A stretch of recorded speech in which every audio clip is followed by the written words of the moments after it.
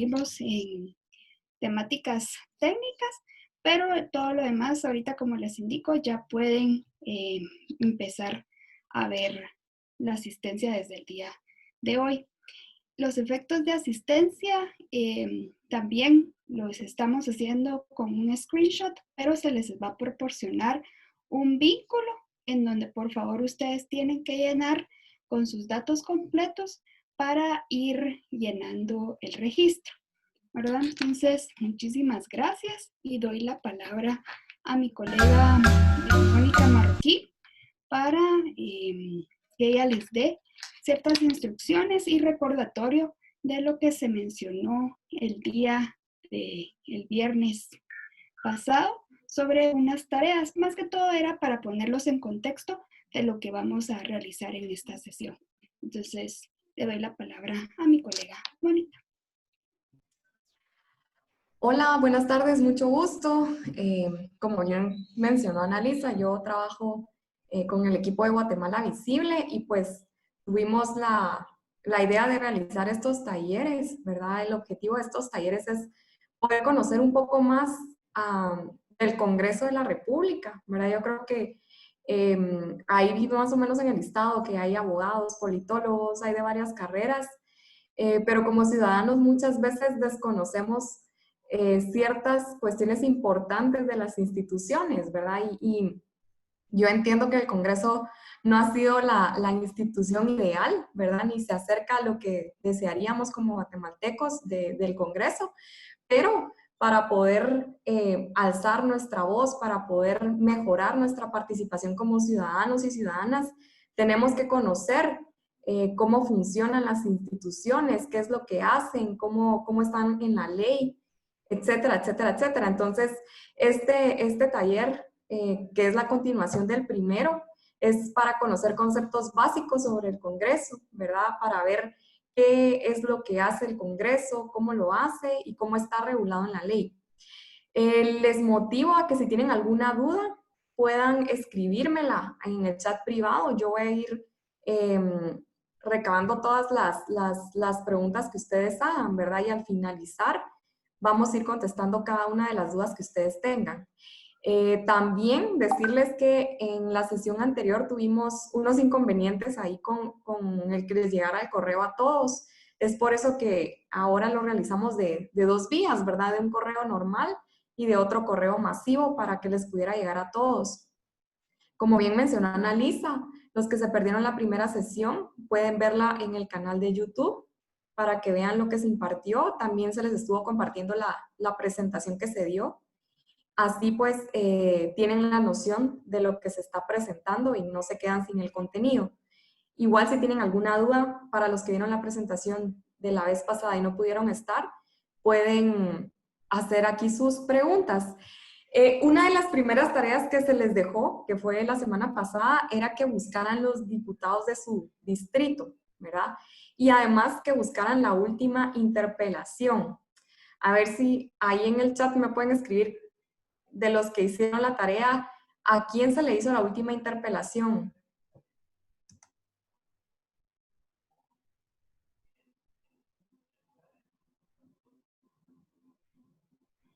Ministro de Salud, pone Julio Enrique. Comunicaciones, comunicaciones, comunicaciones. Ministro de Comunicaciones.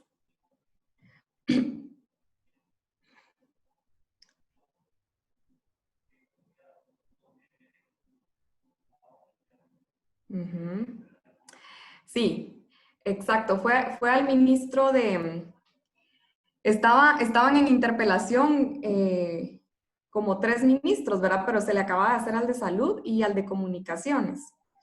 Entonces, ¿por qué les dejamos esta tarea? Porque uno de los temas hoy es conocer sobre la interpelación. La interpelación es, ahorita lo va a explicar Alejandro, ¿verdad? Pero es uno de las facultades, digamos, que tiene el Congreso, ¿verdad? Para poder, de alguna manera, pedirle cuentas a algún ministro. Y es bien importante, ¿verdad? Porque esta interpelación juega un papel de frenos y contrapesos entre las instituciones. Como ustedes bien saben, nosotros como país somos una república, ¿verdad? Nos basamos en una república, en la división de poderes y en el sistema de frenos y contrapesos. Y la interpelación juega ese freno, ¿verdad?, hacia el Ejecutivo para poder monitorear y auditar las acciones que están haciendo y fiscalizarlas, ¿verdad? Por medio de la interpelación, ahí se puede lograr que un ministro deje su cargo, ¿verdad? Eso lo vamos a ver ahorita un poco más a fondo. Y pues es importante conocer, ¿verdad? Es importante conocerla porque también la interpelación tiene en el espíritu ese papel, pero en la práctica muchas veces en el Congreso se ha utilizado para parar la agenda legislativa, ¿verdad? Entonces, ¿por qué les pedimos también que conocieran quiénes eran los diputados de su distrito? Porque nosotros no podemos venir y exigir si no conocemos quiénes nos están representando primero, ¿verdad? Necesitamos conocer quiénes son los que están a cargo de nuestro distrito y que tendrían que velar pues por esas necesidades de nuestra región o de nuestro territorio, ¿verdad?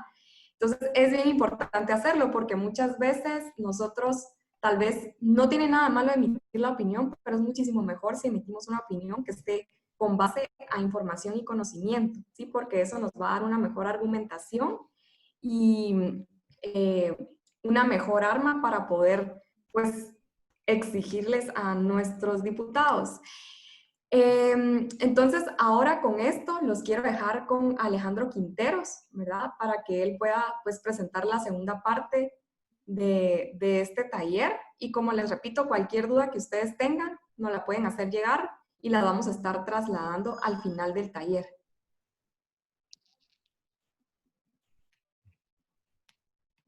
Gracias, Mónica. ¿Cómo están? Buenas noches o buenas tardes todavía.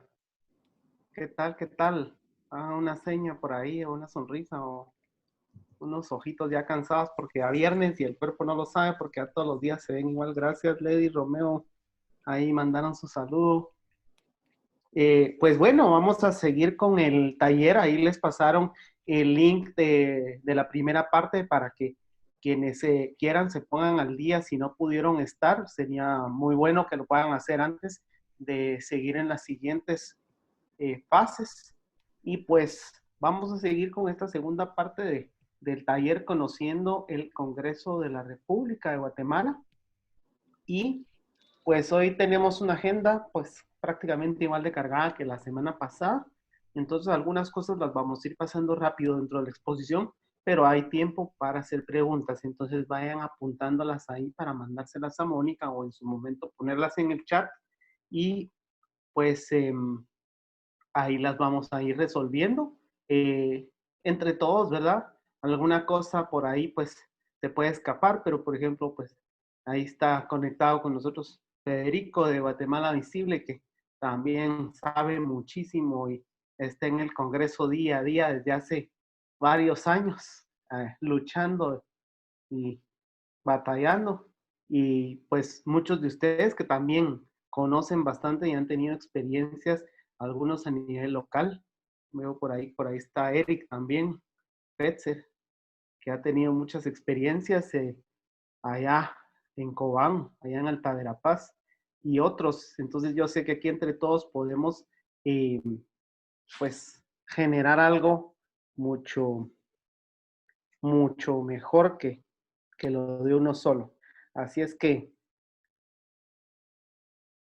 bueno, paso a lo siguiente para que no nos... Pues iniciamos el taller. La última diapositiva de la semana pasada era más o menos así. El Congreso, en resumen, tiene tres funciones: representar, legislar y fiscalizar. La representación la hace a través de las elecciones que hace el Congreso en nuestro nombre. Por ejemplo, veíamos que elige magistrados, que elige al Procurador de Derechos Humanos y otros. Y esas elecciones no las hacemos directamente nosotros, sino que ellos las hacen por nosotros. Es una función de representación. También es de doble vía, porque nosotros podemos ir con un diputado, plantearle cuestiones de nuestro distrito y él las lleva a las comisiones o al pleno. Legisla, pues lógicamente es esa función de hacer la ley. Y fiscalizar, pues, es esa función de ir a ver cómo se están gastando los recursos públicos, cómo nuestros recursos están siendo utilizados. Entonces, vamos a hacer una actividad muy rápida. Y la pregunta es, de esas, ¿cuál es la función más importante que tiene el Congreso? Entonces entran ahora a menti.com con el código 757250 para que veamos en vivo las respuestas a esta pregunta. Vamos a compartir la otra pantalla para que podamos ir viendo cómo están respondiendo.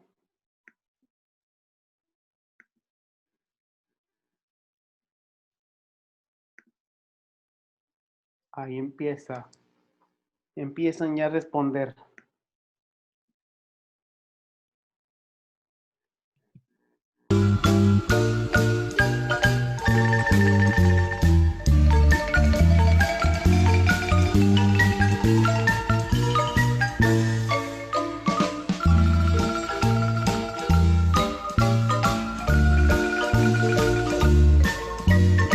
Representar 1, legislar 2, todas 8, fiscalizar ninguna.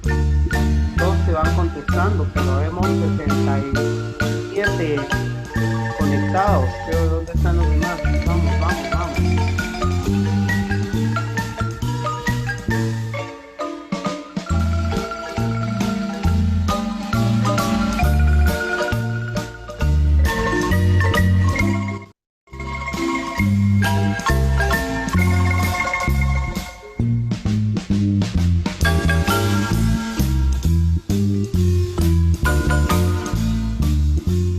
Respuestas, ¿quién más? ¿Quién da más? Vamos, 10 segundos.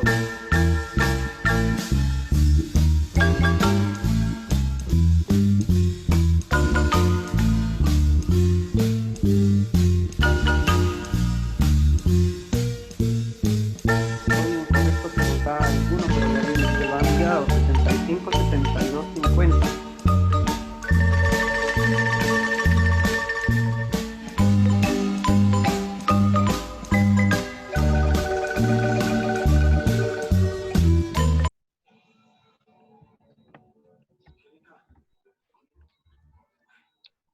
Bueno, ya está, ya vamos pasando a la mitad de la gente, la mayoría.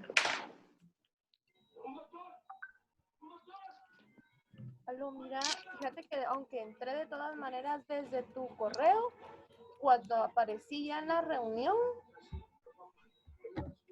Por ahí le estamos oyendo el teléfono a alguien. Porfa, poner el...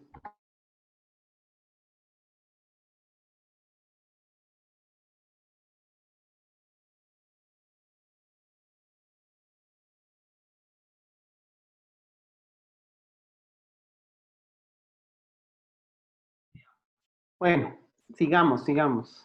Ya tenemos ahí 40 respuestas, 41, la mayoría va bien, igual podemos ver después, pero hay un consenso más o menos acá, si vemos mayoría. Representar lo colocaron 4 personas, legislar 12, fiscalizar no lo puso nadie y todas lo pusieron 26 personas. 27 y va subiendo, 13 subió legislar. Realmente todas las funciones son importantes. No podemos decir que sea una sola porque un parlamento es algo completo. Un parlamento o un congreso tiene que ser integral. Si solo hiciera alguna de las funciones, pues sería otra cosa, no sería un congreso.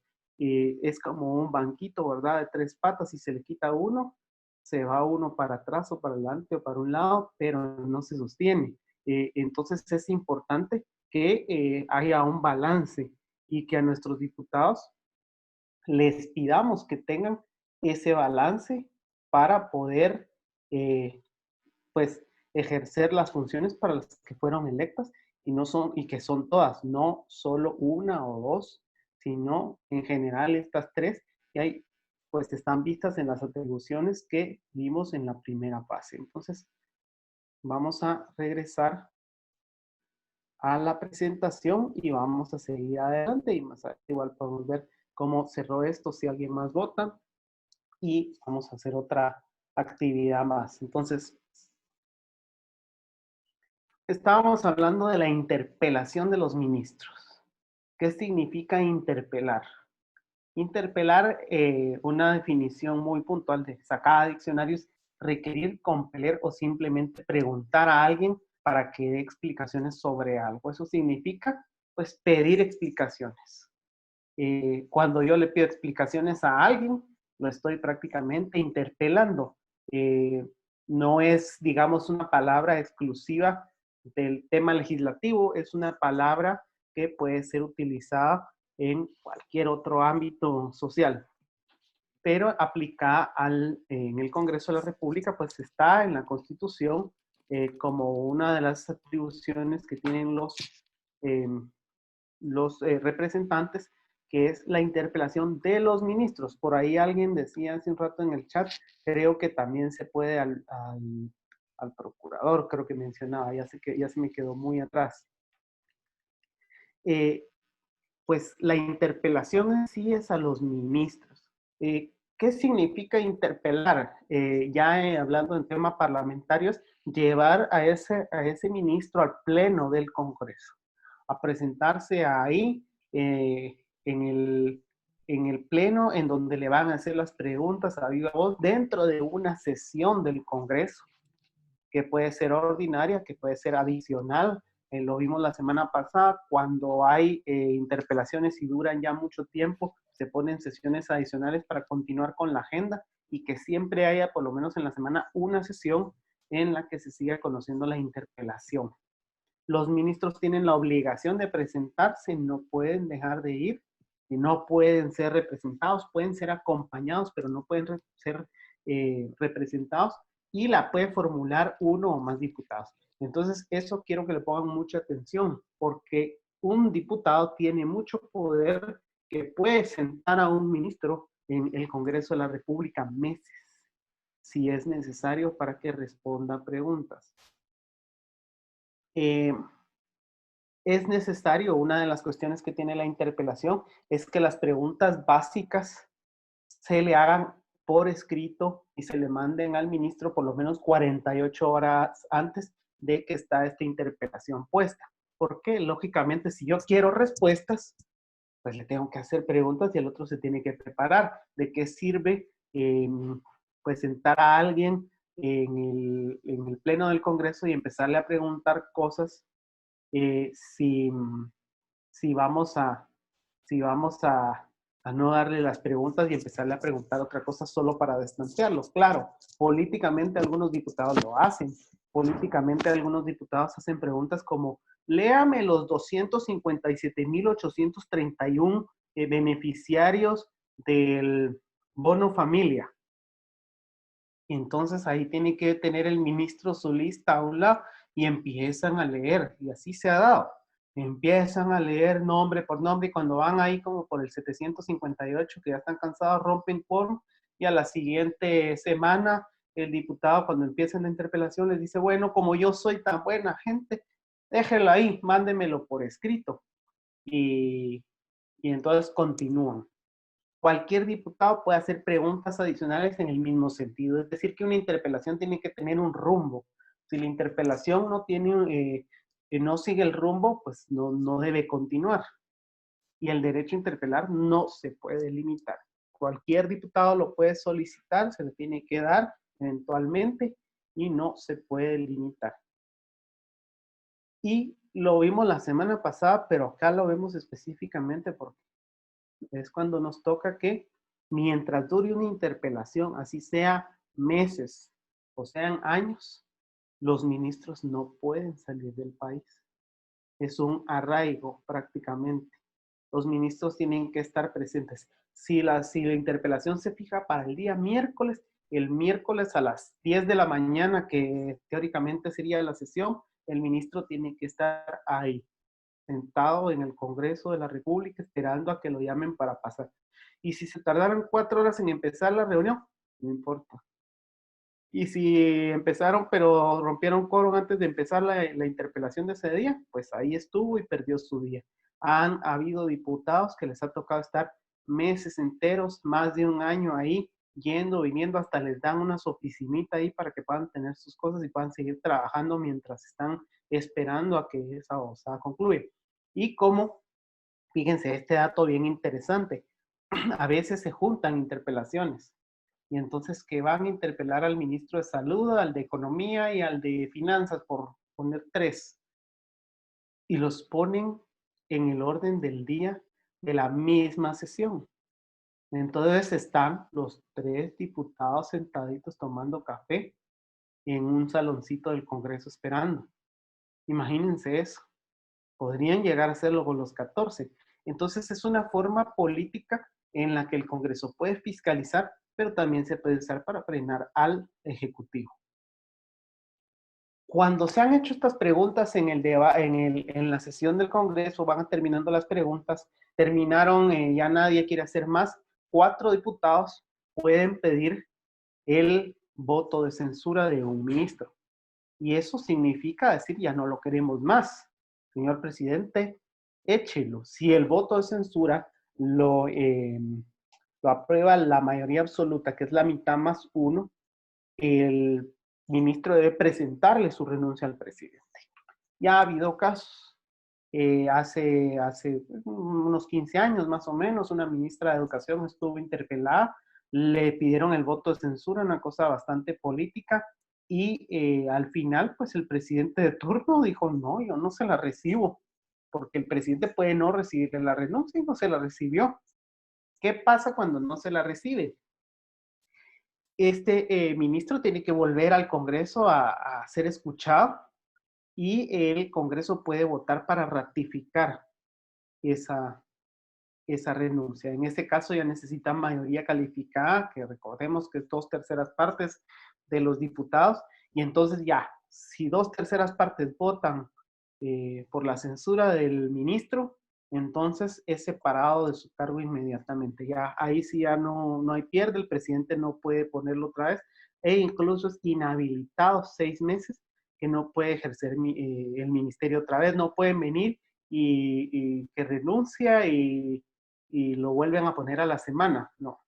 O que lo vuelven a poner en otro ministerio, no. Porque todos esos trinquetes se hacen también. Han habido ministros que renuncian a media interpelación para que no termine y los vuelven a poner.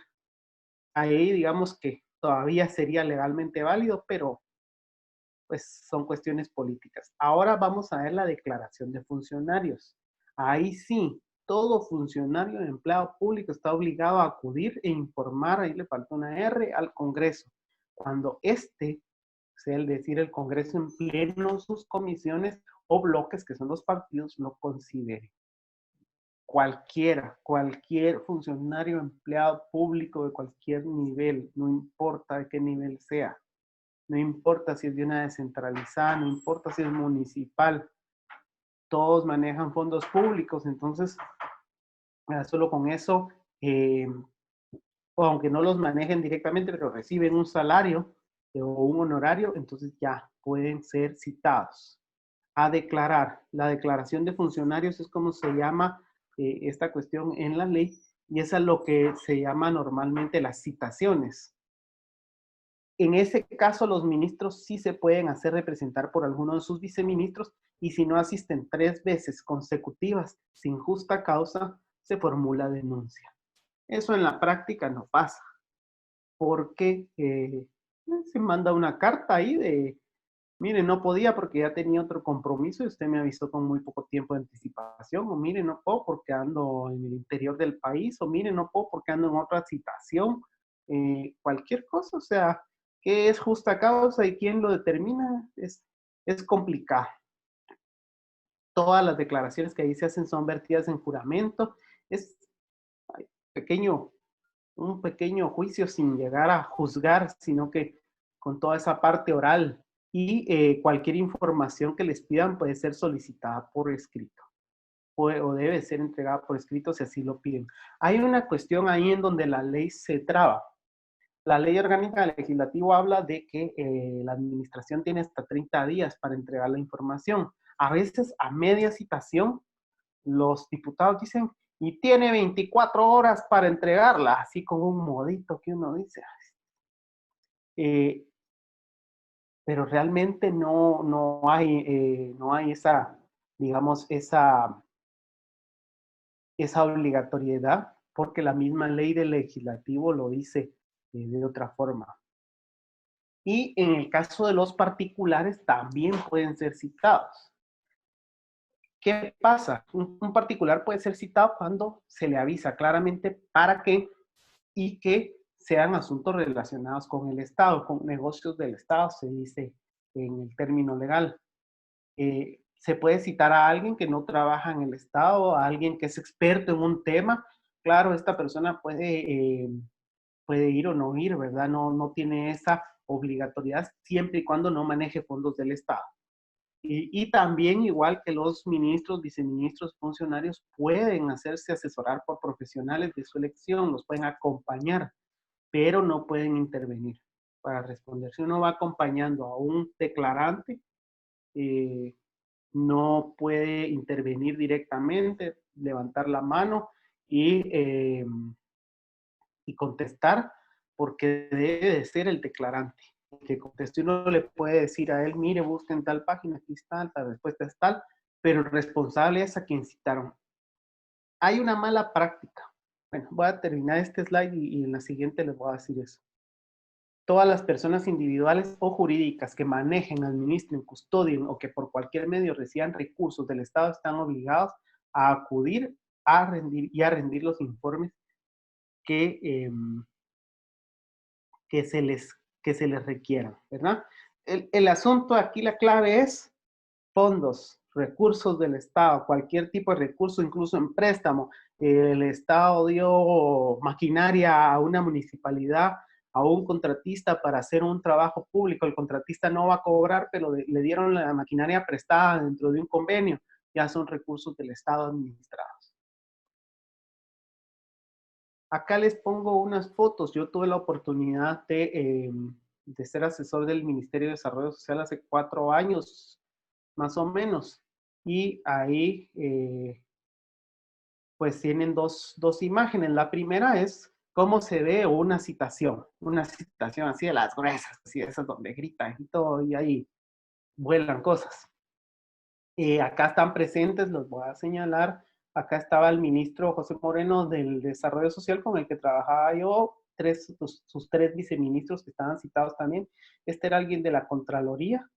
Por acá ven ustedes al que era ministro de Educación en ese momento. Aquí está la que era ministra de Salud, que en ese caso, que ahora es diputada, Hernández Maca. Y hay otros funcionarios. Y acá atrás ustedes ven a las personas que van acompañando. Eran directores, asesores, y les pongo un recuadro aquí porque a mí me tocaba hacer esa función a veces.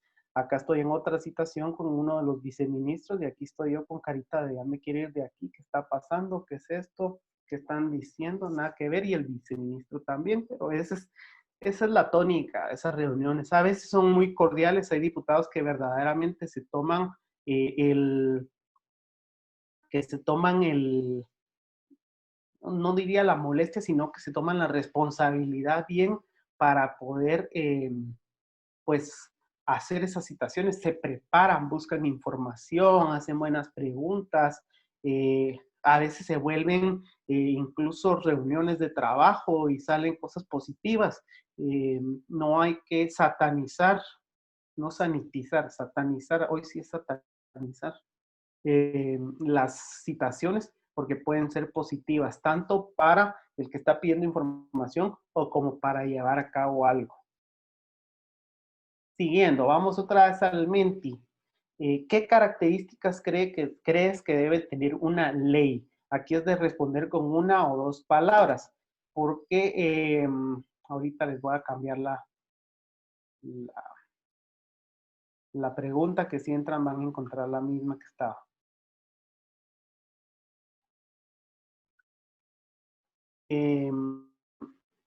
Denme un chancecito. Voy a poner aquí en pantalla cómo quedó la anterior. La anterior votaron 49, 30, la mayoría muy bien. Dijeron que todas las funciones del Congreso son importantes. Entonces vamos a la siguiente. ¿Qué características crees que debe tener una ley? ¿Por qué viene la pregunta? Porque ya vamos a pasar a la parte de formación de ley. Entonces otra vez menti.com, ya se los pusieron ahí en el chat. El código es el mismo, 757250, 757250.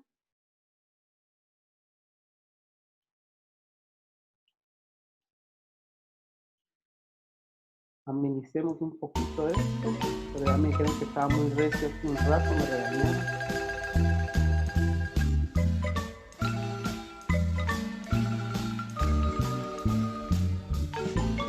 Un premio al que me diga cómo se llama esa pieza. Voy a ver qué consigo. O a los primeros 3.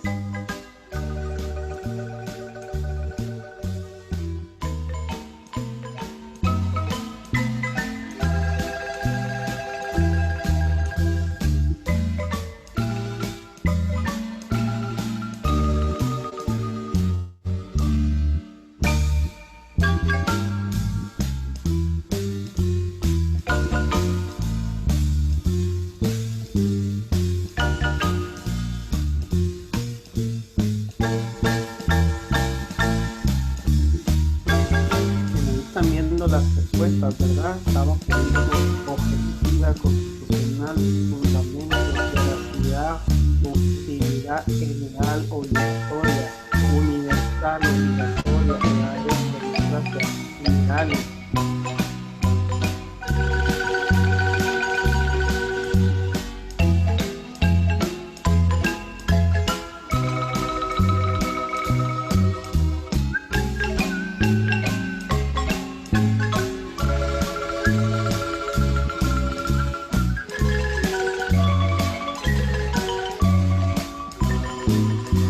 Tenemos 38. Vals para mi madre, dijeron ahí, no era eso. 39 respuestas, vamos, sabemos 70 y tantos inscritos, 60, 70, 69. ¿Por qué entran y salen? Entran y salen. No van a tener diploma. Bueno. Con 40 respuestas tenemos, ahí se sigue moviendo, pero constitucional es una, sí, de hecho una ley que no sea constitucional es nula, ¿verdad? Eso es una cuestión puramente propia. Ahora sí vemos las características de ley, obviamente quienes son abogados acá o quienes están estudiando derecho tienen pues ventaja porque ya las han estudiado. Ahí veo que varios ponen algunas de las características. Según la escuela que uno vea, pues van a ser más o menos, ¿verdad? 2, 3, 4, 5 características. Y unas son, por ejemplo, universal o general, viene siendo más o menos lo mismo. Significa que es de aplicación para todos, ¿verdad? No hay alguien que se zafe. Y cuando se habla de la generalidad, se habla de abstracción también, de abstracta, que no sea personal.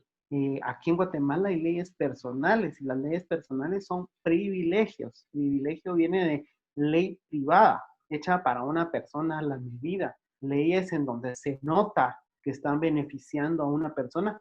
Y hay incluso decretos gubernativos y acuerdos gubernativos aquí estoy hablando del Ejecutivo, que también tiene una forma de legislación un poco menor, digamos, a nivel de acuerdos, de reglamentos, de decretos, en donde se menciona personas, en donde se forma una comisión. Por ejemplo, hay una comisión ahí de cuestiones de reformas de justicia y se menciona, y los participantes serán el fiscal general de la República, el el otro, alguien de la Corte Suprema de Justicia, la señora Helen Mack, el señor no sé quién. Eso no se vale en la ley. La ley no debe de decir nombres esa es la abstracción, esa es la generalidad, la universalidad. Hablan aquí de obligatorias también, pues si es ley, es ley. No puede la ley, no puede la ley ser solo para unos y para otros. ¿Qué más tenemos acá entre las cosas que pusieron? Veraz, beneficio social, pues es lo que se busca. Democráticas, cumplimiento, pues el cumplimiento viene con esa obligatoriedad, viene de la mano, precisa, la precisión es importante cuando se está buscando algo, cuál puede ser una cosa precisa en una ley, puede ser el tema del semáforo rojo, no se pasa, es alto, ¿verdad? Eso es muy preciso, es muy general, muy abstracto, universal, obligatorio. Como la ley Tigo pone acá, Eric, sí, exacto. La ley Tigo, esa es famosa, ¿verdad? Así se le ha llamado porque prácticamente va dirigida a que una industria o incluso parte de una industria pues tenga más posibilidades ahí de poner antenas en cualquier lado. Pues ahora no tengo en mente alguna otra porque pregunta ahí no de mí qué otra, pero vamos a ir pensando en lo que vamos y vamos a seguir con la presentación. Entonces, voy a pasar a la otra pantalla. 52 preguntas, 52 personas contestaron. Bien común, dice por ahí también.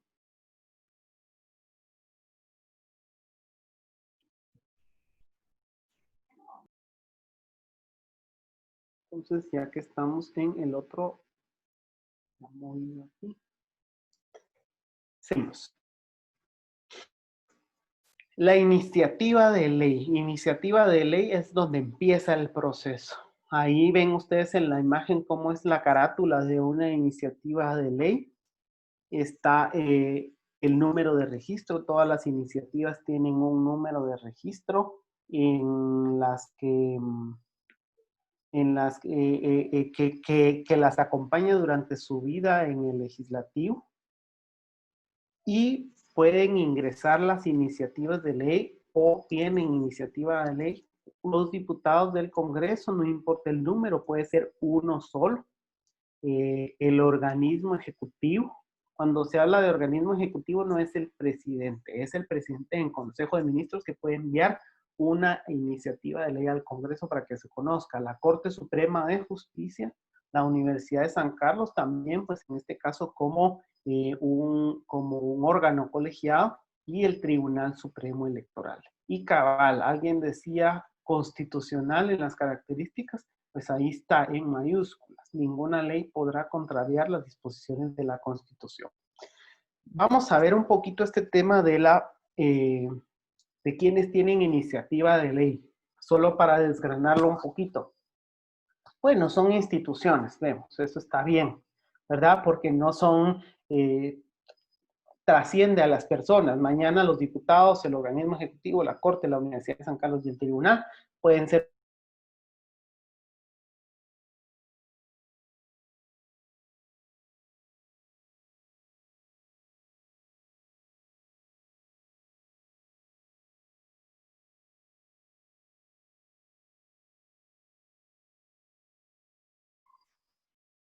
por ahí me fui un minutito. No sé qué nos pasó aquí. Vamos a seguir.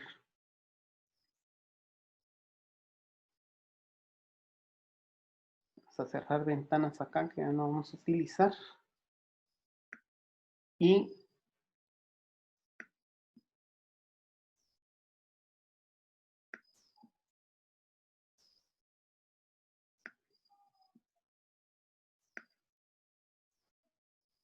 listo. ¿Ya me ven todos bien? Gracias. Bueno, entonces estábamos en que son instituciones.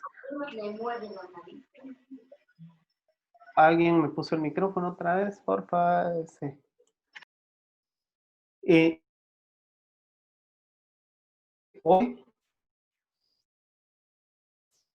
Hoy es una persona la que está y mañana puede ser otra. Entonces eso es bueno.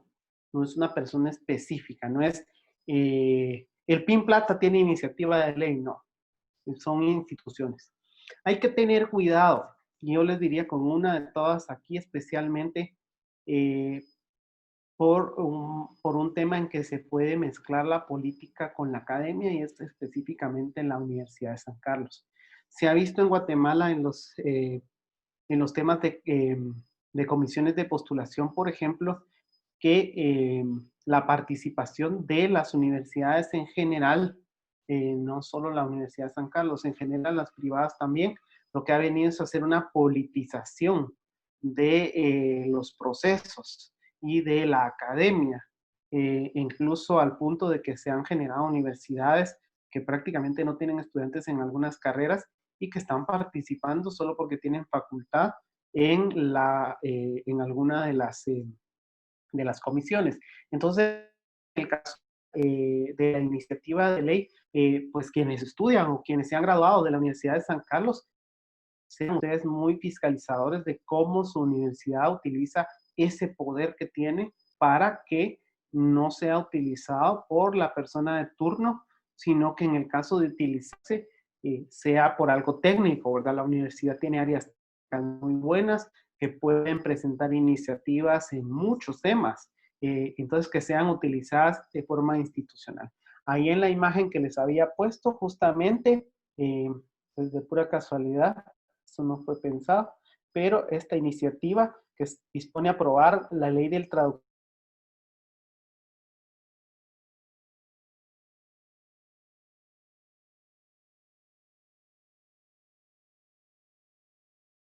comisiones de educación, ciencia y tecnología y de relaciones exteriores para su estudio y dictamen conjunto correspondiente. Vamos a ver ahora este proceso. ¿Qué es esto? Miremoslo aquí en el esquema. Lo vamos a ver rápido y si hay necesidad, pues regresamos. La formación de ley podríamos dividirla en 6 pasos. Primero, ingresa. Primero ingresa la iniciativa a dirección legislativa y la dirección legislativa la envía al pleno. Eso quiere decir que pues no tiene más trámite que cuando tal y como la ingresó un diputado o alguna de estas instituciones, así va al pleno y el pleno la conoce. Pues el conocimiento es simplemente decir ahí está y la presenta al pleno que le envía a una comisión para su análisis y estudio. Hay un grave problema, que muchas iniciativas se quedan aquí, nunca pasan ni siquiera a comisión. Ahí me están diciendo que tengo la conexión algo mal. Vamos a hacer una cosa, voy a cambiar de conexión, denme un par de segundos y así no tenemos ningún inconveniente.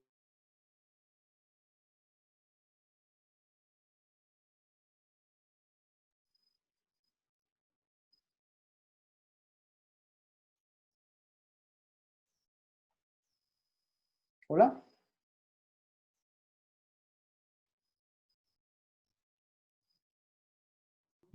Sí, le escuchamos, Alejandro, por favor. ¿Ya me proceda. escuchan otra vez?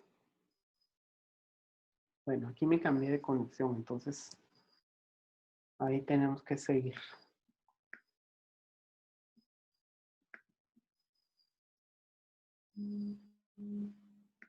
Aquí estamos listos.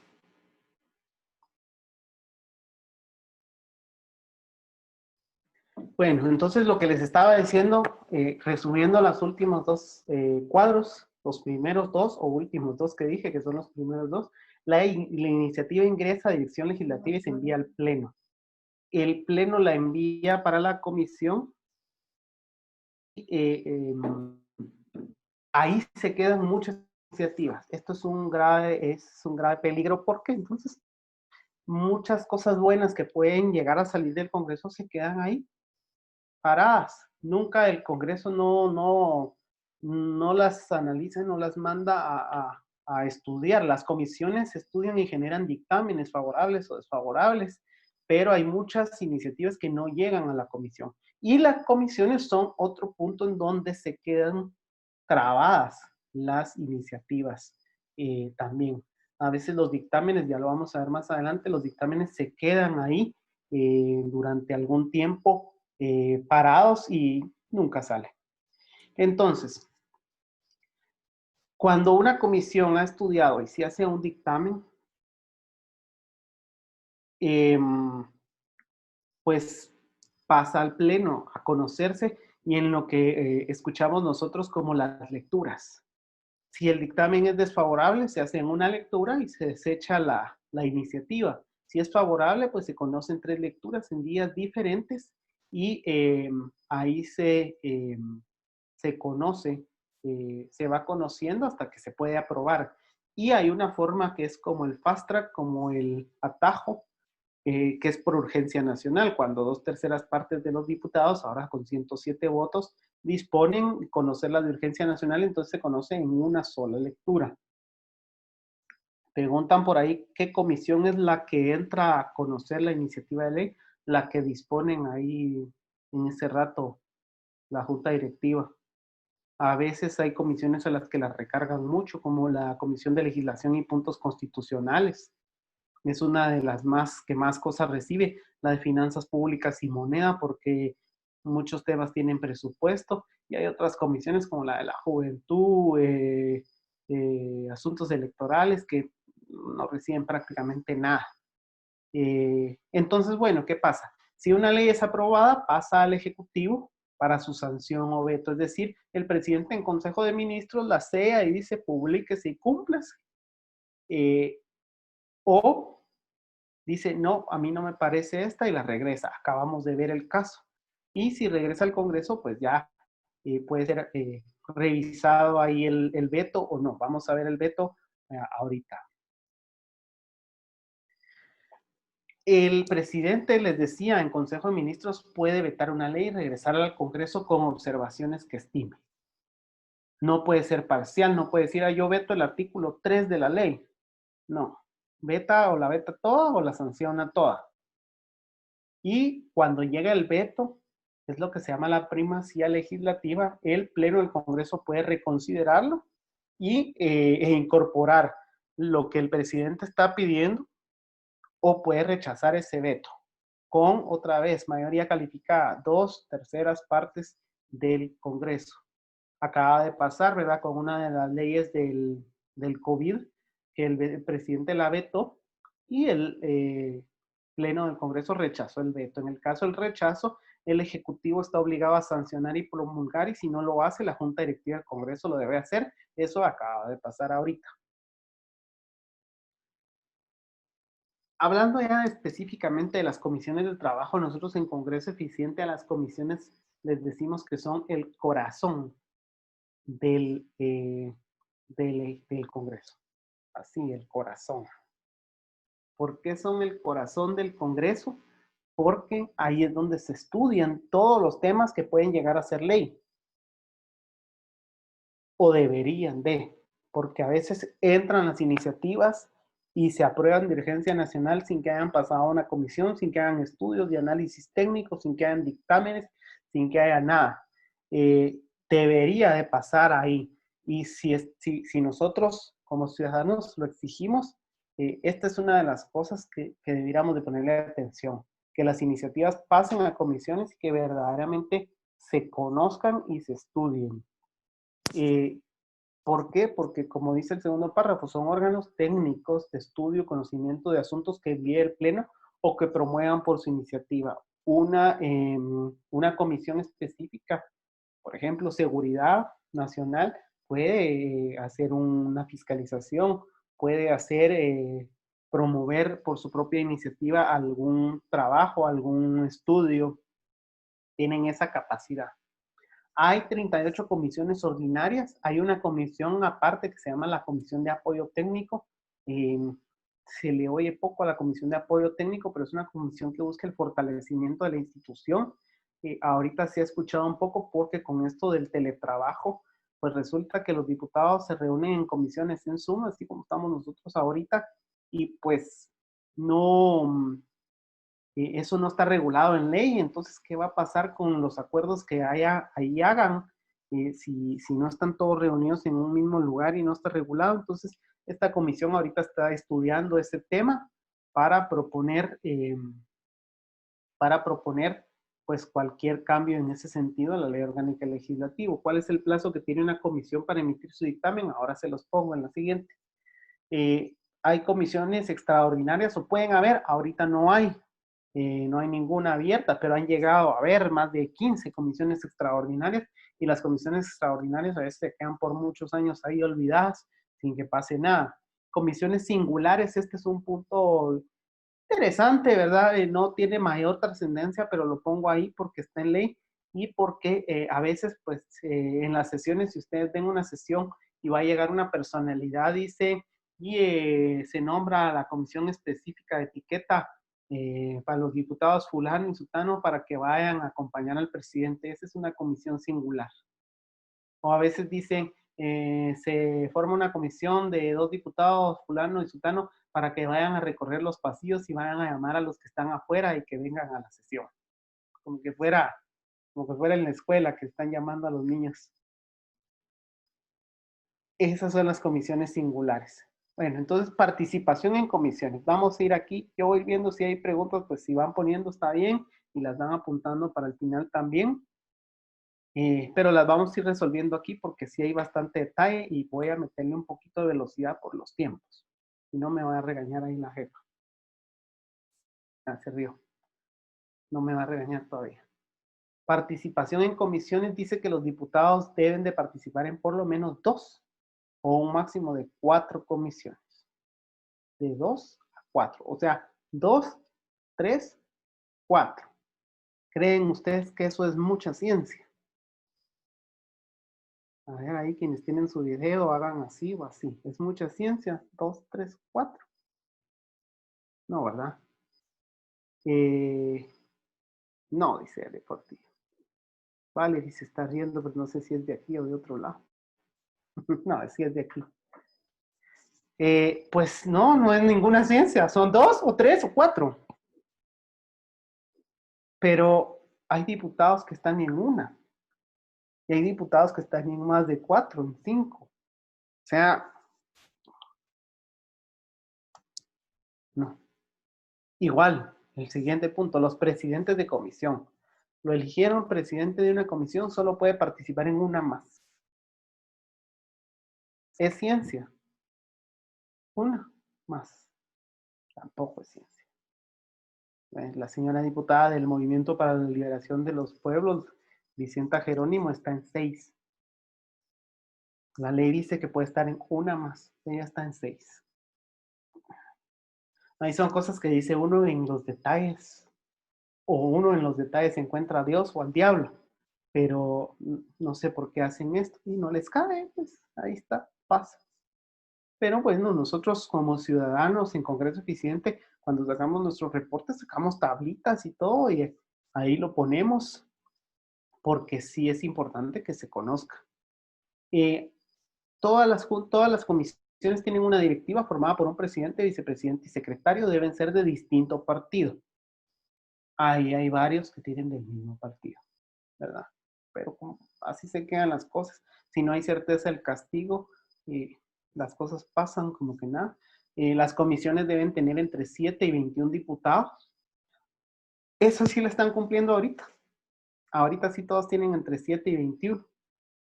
¿Quién crea las comisiones? Preguntan ahí, las crea el Pleno del Congreso. Y están en la ley orgánica del legislativo. Cualquier comisión que se cree tiene que estar ahí en la ley orgánica estipulada, con excepción de las singulares. ¿Quién integra las comisiones? Las integran los mismos diputados y se hace una negociación. Esta es una negociación que hacen cada año. Depende cuántos diputados tenga cada bancada. Así le asignan una proporción de las comisiones que hayan. No hay un número fijo. Y entonces, entre los mismos partidos, digamos, si a un partido le tocaron 3 comisiones, pues ellos básicamente disponen quién la va a presidir. Es un acuerdo interno. ¿Hay un máximo de comisiones? No, de hecho hay un análisis también que trabajamos hace poco, no lo hemos publicado, se los voy a dar de primacía o de primicia. Guatemala es uno de los países con más comisiones por diputado y con más comisiones en todo el hemisferio. Hay países como Ecuador o Colombia, me acuerdo ahorita, que tienen 11, 13 comisiones. Aquí tenemos 38 y hemos llegado a tener 54, incluidas las extraordinarias. Deben sesionar al menos 2 veces al mes y pueden celebrar audiencias públicas. Esas sesiones pues tienen que quedar grabadas, pero a veces no sesionan las 2 veces al mes o no las graban porque no llegó el del canal del Congreso. Y la misma ley no les deja tampoco como poner un celular y decir, bueno, aquí estamos, nos estamos grabando, ¿verdad? Ya me regañaron por estar contestando preguntas también. Esta jefa regaña mucho, pero como vamos aquí con el... Perdón ustedes que ya me desacomodé aquí. Bueno, deben sesionar al menos 2 veces al mes, tampoco lo hacen, no graban todas sus sesiones. El tema de las audiencias públicas, a veces lo hacen, hay leyes que llaman como más la atención y, por ejemplo, han habido leyes relacionadas a juventud y la Comisión de la Juventud hace audiencias públicas para que pues las organizaciones, personas, individuos que quieran pues presentarse a decir su opinión sobre esa iniciativa de ley, lo hagan, ¿no? En temas específicos. ¿Hay algún parámetro para no crear comisiones extras? No, no los hay. Las pueden crear las que quieran, como quieran, donde quieran, como que fueran los gauchitos y su choripán. Los dictámenes e informes que hacen. Ellos pueden presentar informes sobre los temas que están estudiando, todas las comisiones lo pueden hacer. Los dictámenes los tienen que presentar en un plazo de 40 días, eso lo habían preguntado hace un rato, ahí está, algunas preguntas, pues su respuesta va en el camino. Y los dictámenes pueden tener 4 formas, o 4 resultados. Defectuosos, pues su nombre lo dice, ¿verdad? No se consideran completos, entonces son regresados a la comisión por parte del pleno.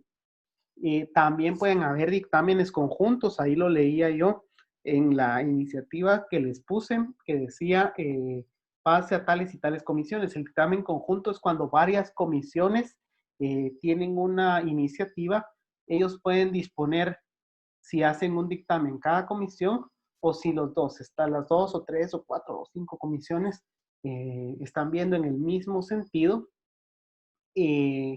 pues pueden hacer un dictamen conjunto y firmarlo todos los miembros de las comisiones que estén viéndolo. Y se da muchas veces, tanto negativos como favorables. Negativos, pues es que no recomiendan que esa iniciativa sea una ley.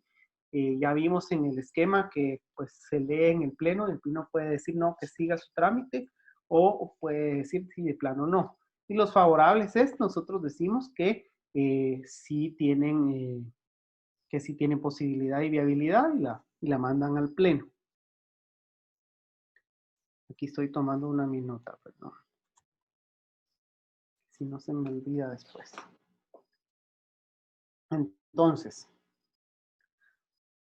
¿cuáles son los productos que salen del Congreso, de las sesiones, de los debates? Pues ya vimos en las comisiones los dictámenes y los informes, ¿verdad? Que son públicos. Pero ya el Congreso como sí tiene más o menos estos 4 productos que están así dentro de la ley en diferentes áreas. Los decretos son las leyes que aprueba. Los acuerdos son decisiones propias según sus atribuciones. Por ejemplo, que no requieren sanción del Ejecutivo. Por ejemplo, el presupuesto del Congreso lo aprueba el Congreso. No necesita que nadie más se lo apruebe. Entonces, eso lo hacen bajo un acuerdo. Eligieron magistrados del Tribunal Supremo Electoral. Como esa es una atribución propia y nadie más le tiene que decir amén, pues se hace en un acuerdo. Son cosas que acuerdan. Ahí sí la palabra es clara. Puntos resolutivos. Esas son recomendaciones o declaraciones. A veces hay puntos resolutivos, por ejemplo, antes de que se diera el estado de calamidad por el COVID, el Congreso hizo un punto resolutivo recomendándole al presidente que pusiera estado de calamidad. A veces las recomendaciones son así, digamos, ese calibre, otras veces los puntos resolutivos son más sencillos. No sé, o sea, cosas como aplaudir a los panaderos en su día. Unas más trascendentes que otras, pues no que no sean importantes, ¿verdad? O sea, Dios, si no hay pan, no comemos. Pero, bueno, tortillas, ¿verdad? Si no, pero vamos a que los puntos resolutivos pueden ser más o menos trascendentes. De todo pueden resolver ahí y recomendar. Las resoluciones, ¿qué diferencia hay de los puntos resolutivos? Que el punto resolutivo es una recomendación o una declaración, mientras que en las resoluciones, como su nombre se dice, resuelven algo, pero son asuntos de mero trámite. Resuelven trasladar un expediente de un lado a otro. Esas casi no se utilizan porque por lo regular son trámites internos o trámites de alguno de los órganos del Congreso. Entonces, el Congreso como tal son muy pocas veces las que toma resoluciones. Todos estos productos están en la página del legislativo y ahí se pueden ir a ver los decretos. Ahí van a ver ustedes decretos que vienen desde 1848, decretos como aquel que dice que no se pueden amarrar bestias en las plazas, ni cuadrúpedos. Y entre las bestias se incluyen aquellas personas que estén fuera de sí.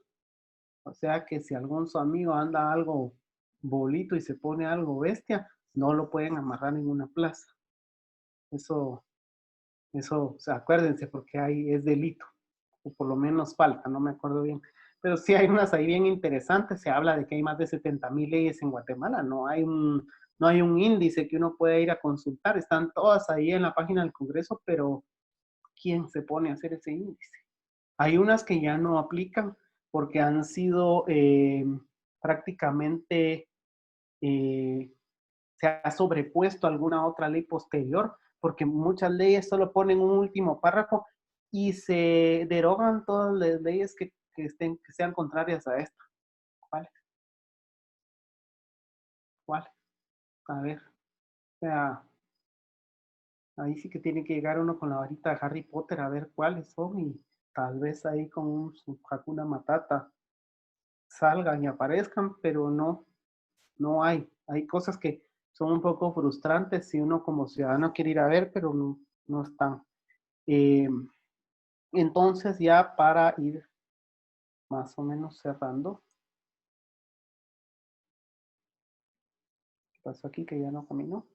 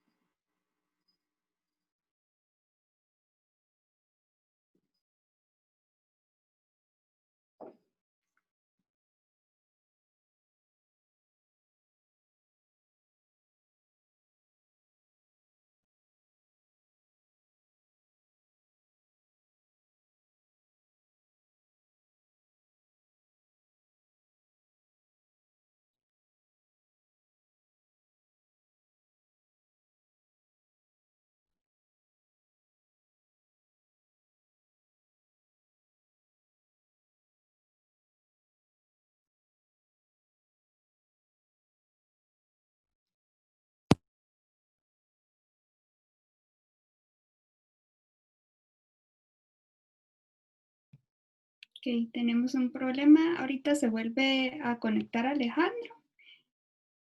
Y igual tenemos actividad con Guatevisible, lo que se conecta Alejandro.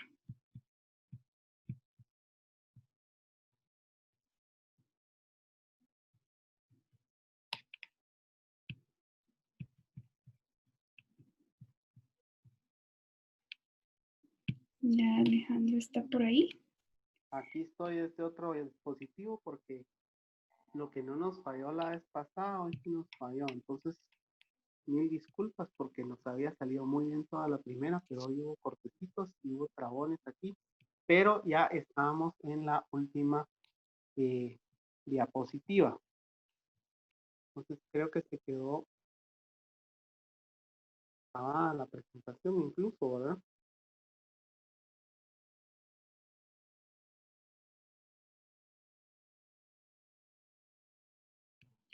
Sí, si desea, Alejandro, podemos hacer la dinámica con Mónica en lo que usted hace el cierre.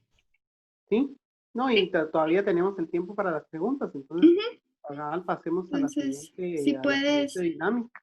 Mónica, por favor, proceder en lo que está Alejandro preparándose.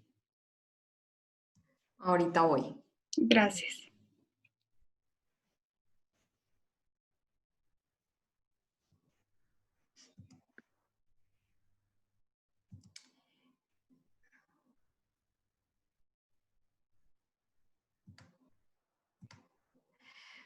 Bueno, vamos a ir otra vez a menti.com e ingresar el código 899042 y seleccionan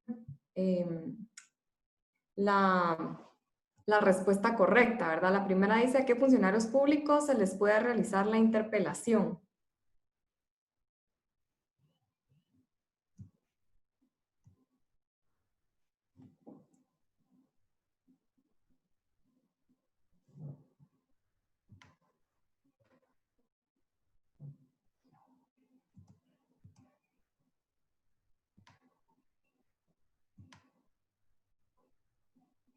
El código es 899042.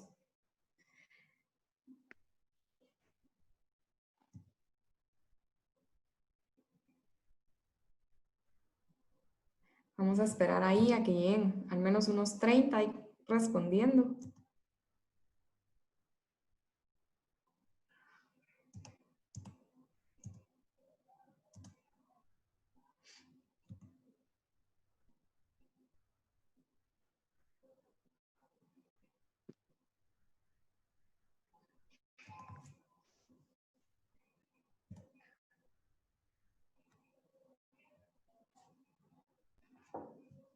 Todas las anteriores están poniendo algunos.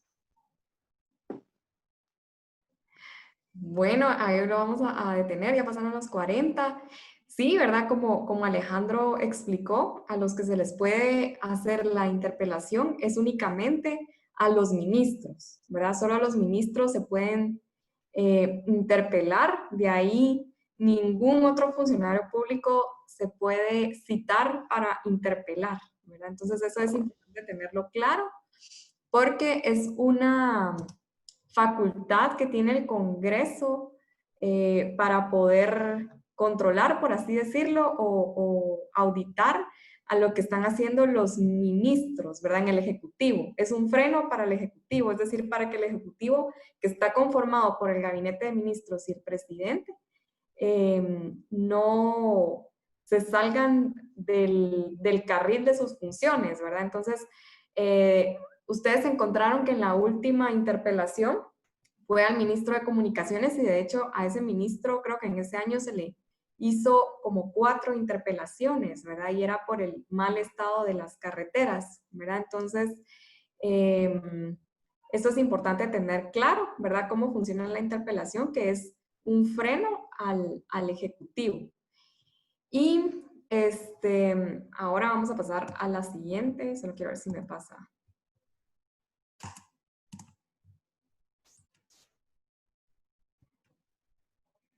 Y a veces se traba también esto.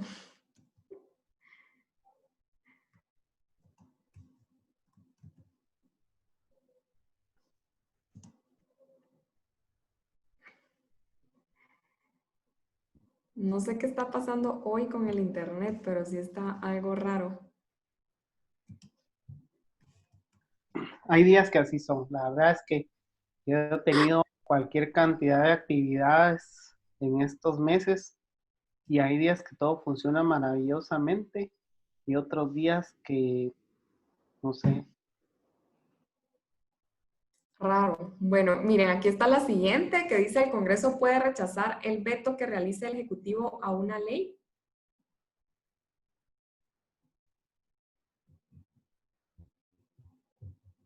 Vamos a ver cuántos han respondido. 9. Es el mismo código para la, solo le dan clic a la siguiente y ya.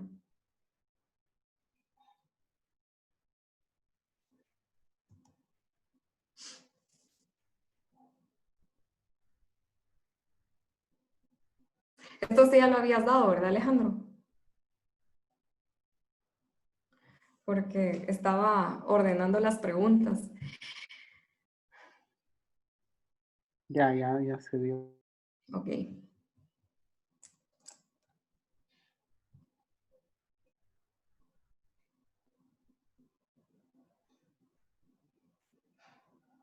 Vamos, ya pasamos los 40. El 98% respondió que es verdadero.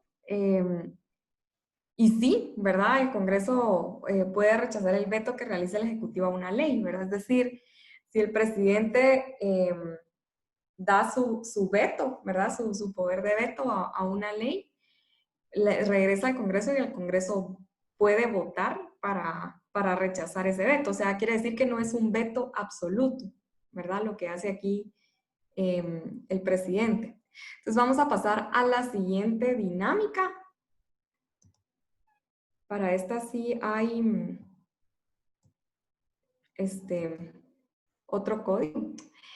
Entonces, el código es 753392. Aquí sí tienen que ir a entrar a otro código. 753392. Y describir con sus palabras qué significa vetar una ley.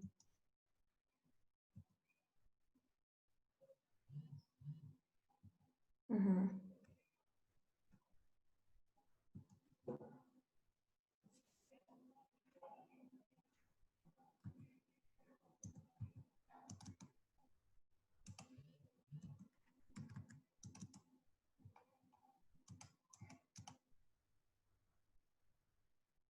Están respondiendo, pero esto está lento.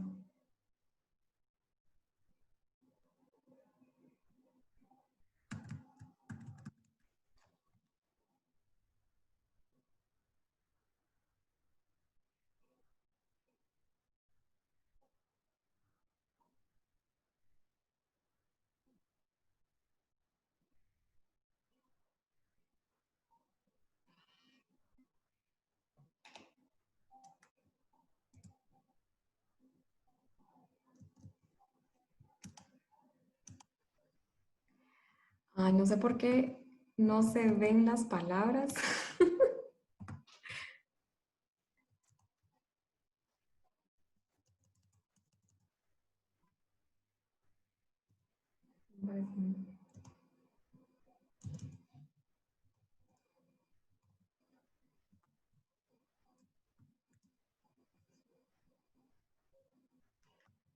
Quiero ver.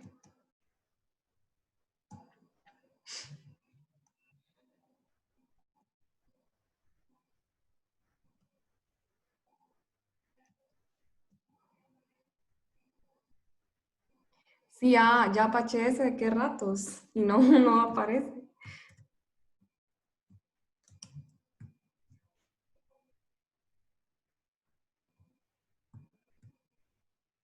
Vamos a ver, esto me salió otro.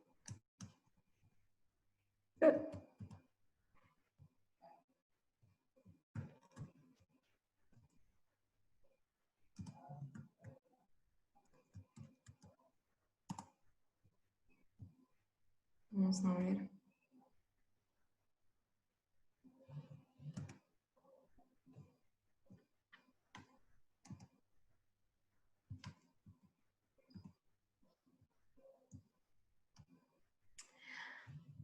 Y la pone ahí en el modo de presentación y le da la S.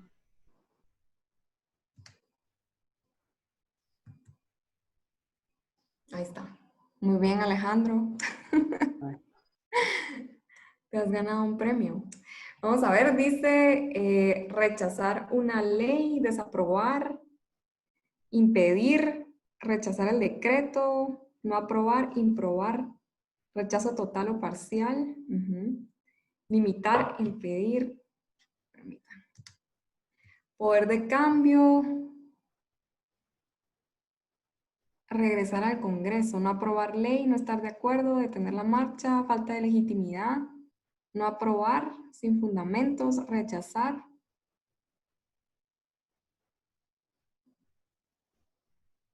Desaprobar, impedir. Sí, A ¿verdad? Mónica sí le han contestado más de 60 y a mí solo 30 y tantos. Ah, la gran cómo son. Ay, Alejandro. Ahí te vamos a dar unos tips para la participación. Vamos a ver, sí.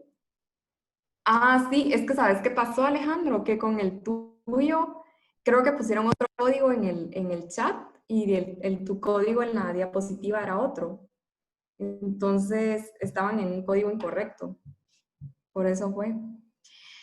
Sí, justamente eso es vetar, ¿verdad? Es rechazar, denegar, parcial o totalmente, oponerse, impedir. Todos esos son sinónimos. Muy bien. Quiere decir que Alejandro sí le pusieron atención y sí enseñó bien también. Vamos a pasar a la siguiente, que creo que ya la están respondiendo. Que es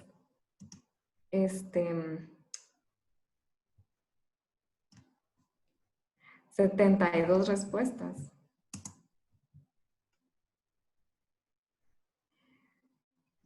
Yo creo que ya les aparece la siguiente a ustedes, ¿verdad? Que es quienes tienen iniciativa de ley, que puedan escoger entre esas 3 o 4 opciones, no me recuerdo cuántas puse, solo en lo que a mí me carga bien esto, ahí está.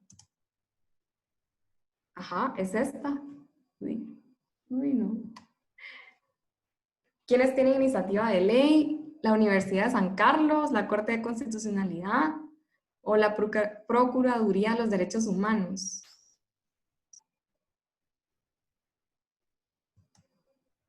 Eso es importante tenerlo claro, ¿verdad?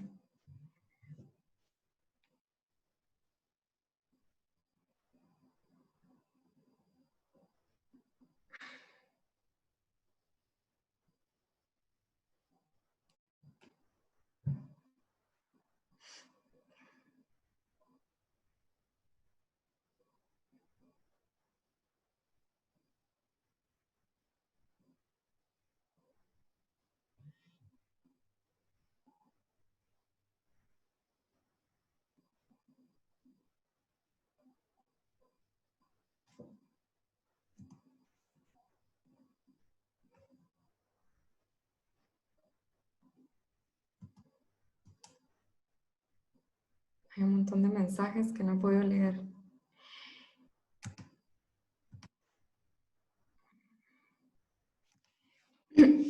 Bueno, el 96% dijo que la USAC, sí, ¿verdad? De estas 3 instituciones es la USAC la que tiene iniciativa de ley, ¿verdad? Es la USAC, la Corte Suprema de Justicia, el presidente y el Tribunal Supremo Electoral y obviamente en el Congreso, ¿verdad? Entonces, todos ellos son los que tienen iniciativa de ley. La Procuraduría no tiene iniciativa ni la Corte de Constitucionalidad, solo la USAC, así que muy bien porque la mayoría contestó bien. Y pues ahora los dejo otra vez con Alejandro para que termine su presentación, que creo que te faltaba una diapositiva, ¿verdad, Alejandro?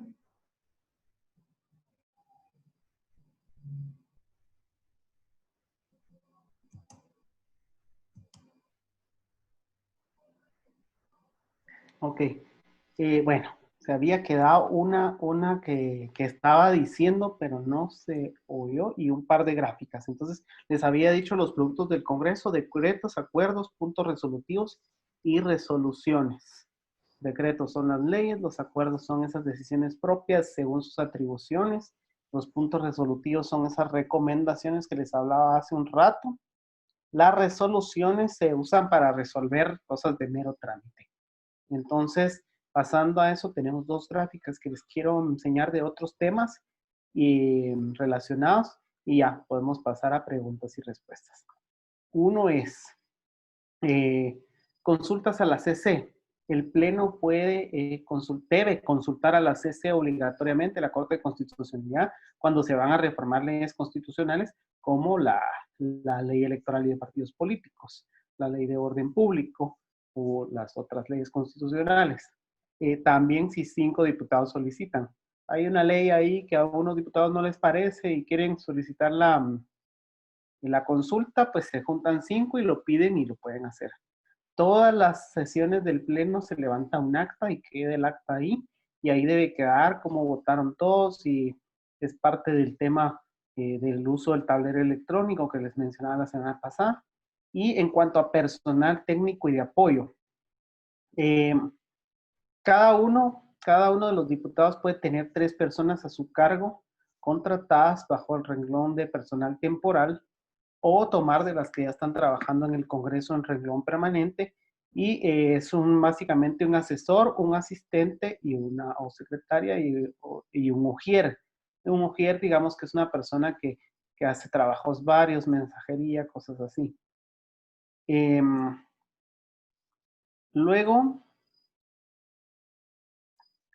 tenemos los bloques legislativos, porque dice 151 diputados porque la junta directiva, si se dan cuenta, está abajo.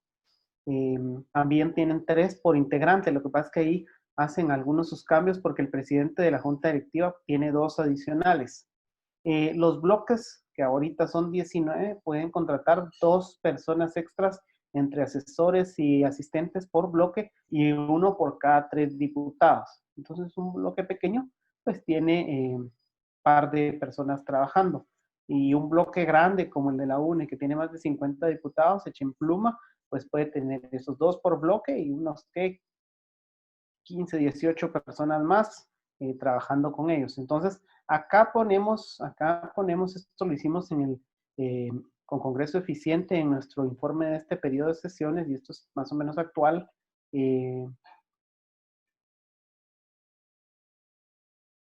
Hay para diputados 453 permitidos, pero hay 467 contratados. Otra vez esas cosas que uno encuentra ahí, ¿verdad? Hay 14 de más. En el caso de los bloques hay 11 menos. En el caso de la junta directiva hay 1 menos. Hay alguien que contrató menos personas. Hay un bloque que contrató menos de las que podía. Y esto es bien interesante porque entre el personal técnico y de apoyo no se deberían de contratar administrativos. No está permitido. Y hay 81.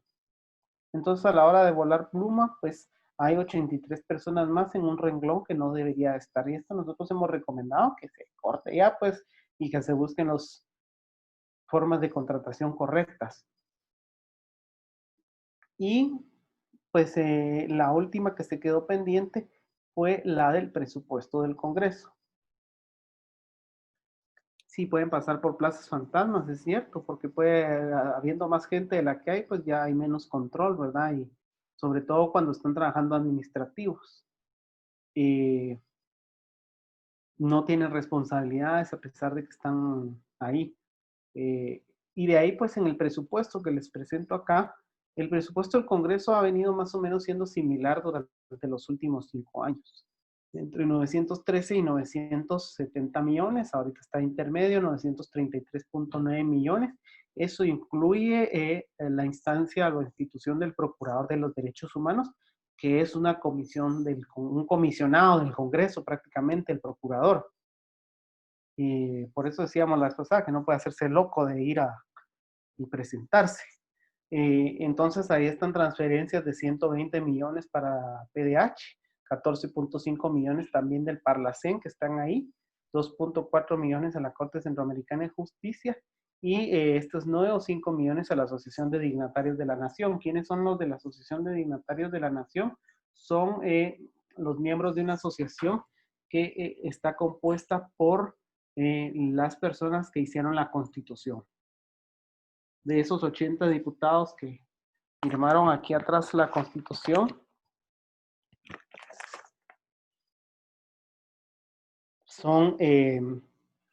de ahí se formó la asociación. No todos son miembros porque algunos se han ido saliendo y algunos creo que no estuvieron, y hay algunos pues que ya han fallecido.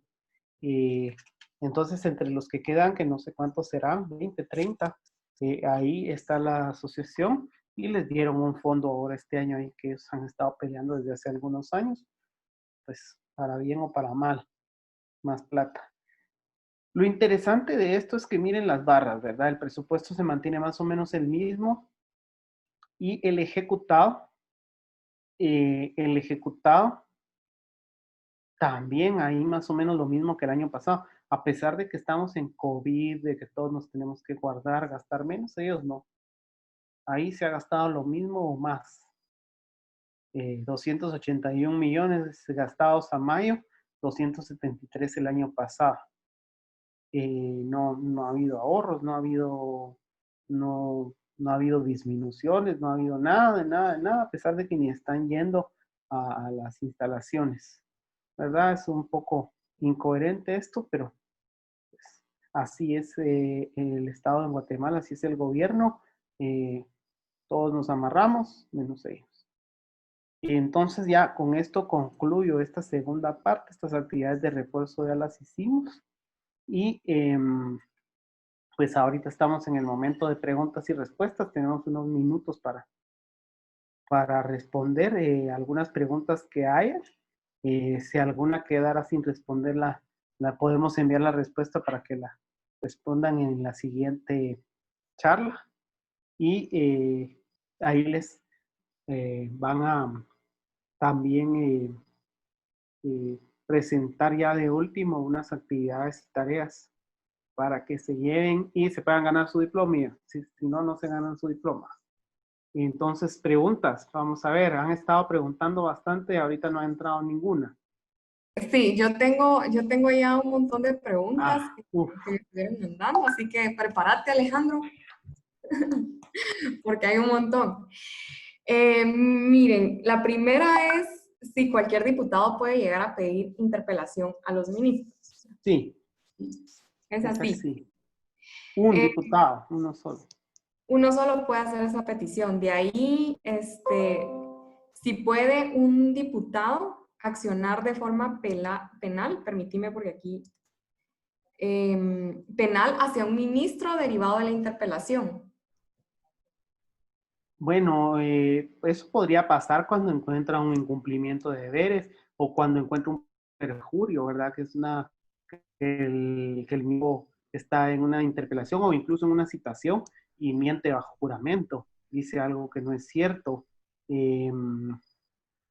Ahí es donde pueden entrar las denuncias en el incumplimiento de deberes, la malversación de fondos, ¿verdad? Cuando se usan fondos de un renglón para otro sin hacer los trámites correspondientes.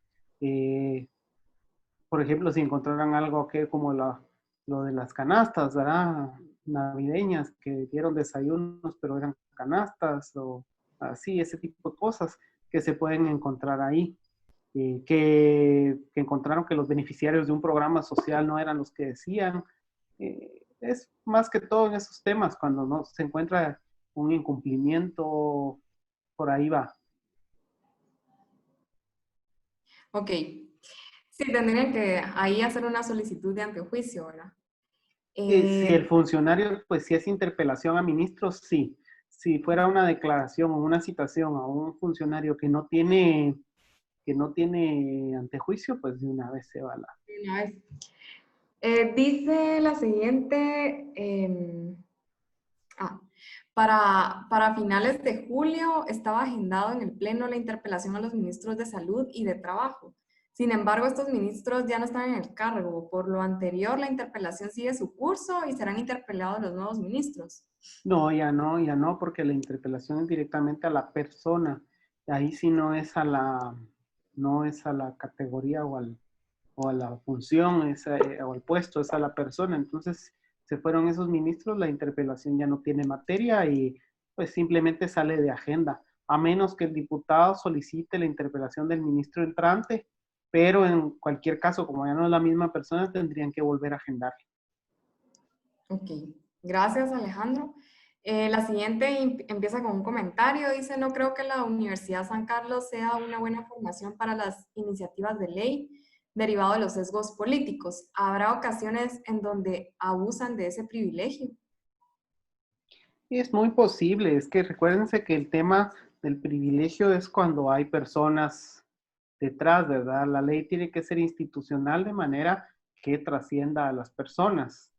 Y entonces, cuando es posible, ¿verdad? Yo no soy sancarlista, pero de lo que he leído, pues hay facultades en donde hay personas que prácticamente manejan la facultad eternamente y se van cambiando entre ellos y la forma y saben manipular la forma de elección, ¿verdad? Que es una forma de elección tipo colegio electoral. Entonces, pues saben cómo entrarle y entonces aprovechan esos espacios. Pero digamos, este análisis hay que hacerlo desde el punto de vista de que lo mejor debiera ser separar ambas cosas, porque la academia es academia. Entonces, lo ideal sería que la academia se dedicara a eso, a enseñar, a investigar y que propusiera a través de otros foros. Podría proponerlo a través de las mismas comisiones, a través de diputados en específico y que sean los diputados quienes lo presenten al pleno como tal.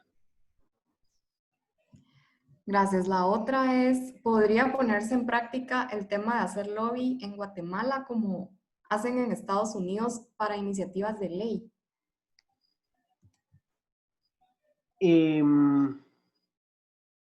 Sí, la verdad es que en Estados Unidos existe una ley de lobby. Acá en Guatemala no está regulado, entonces pues prácticamente se hace.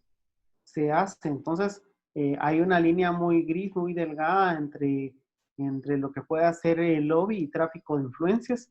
Eh, entonces de alguna forma pues lo mejor sería definirlo.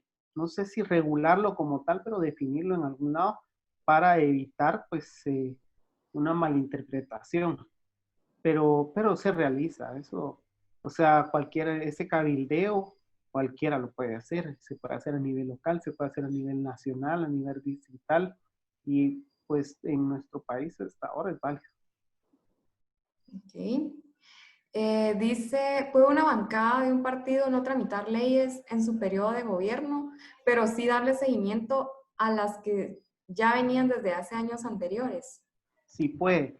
Las iniciativas que venían de antes y que no tienen dictamen, un diputado las puede tomar como propias en las primeras semanas de la legislatura. Si no las toma como propias, pues se desechan y ya no siguen su curso. Y esas son las que no tienen dictamen, ¿verdad? Entonces una bancada podría haber analizado las leyes que estaban y decir, yo voy a agarrar estos y estos y estos y yo quiero que salgan y no voy a meter nada nuevo, yo quiero que salgan esas, sí lo pueden hacer. Después dice, que responde un poco lo que acabas de decir, pero dice, ¿cuáles son los factores o por qué se da que las iniciativas de ley no siguen su rumbo, que incluso no pasan a comisión? ¿Por qué se quedan atrancadas? Es El que, dejadez. el que propuso la ley, ¿qué puede hacer al respecto para que la iniciativa de ley no se quede atrás? La verdad es que es dejadez y el problema es que no hay responsabilidades para nadie ahí adentro si deja ahí por un lado las iniciativas o ya sea sin pasar a la comisión o sin dictamen. Entonces, lo que puede hacer el que tuvo la iniciativa es más que todo temas mediáticos, ¿verdad? De salir a decir que eso no ha caminado, pero muchas se quedan dormidas ahí porque las meten solo por decir que las metieron, porque ese es un problema también. Existen algunos diputados que meten leyes o iniciativas solo por decir yo ya cumplí, y ya si pasan o no pasan, no les importan. Entonces, no hay, ese es un tema crítico, que no hay responsabilidades, no hay cómo deducir responsabilidades dentro de los procesos. Muy bien, continuemos.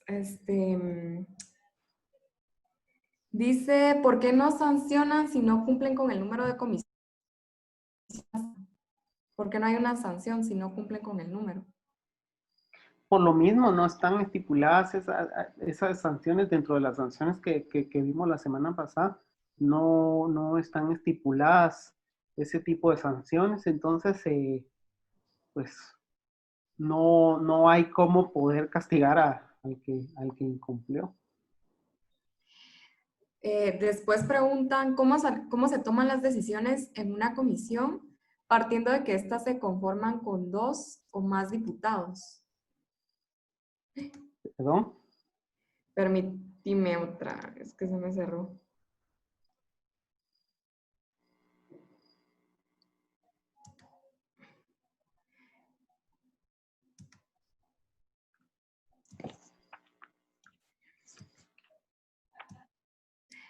¿Cómo se toman las decisiones en una comisión partiendo de que éstas se conforman con 2 o más diputados?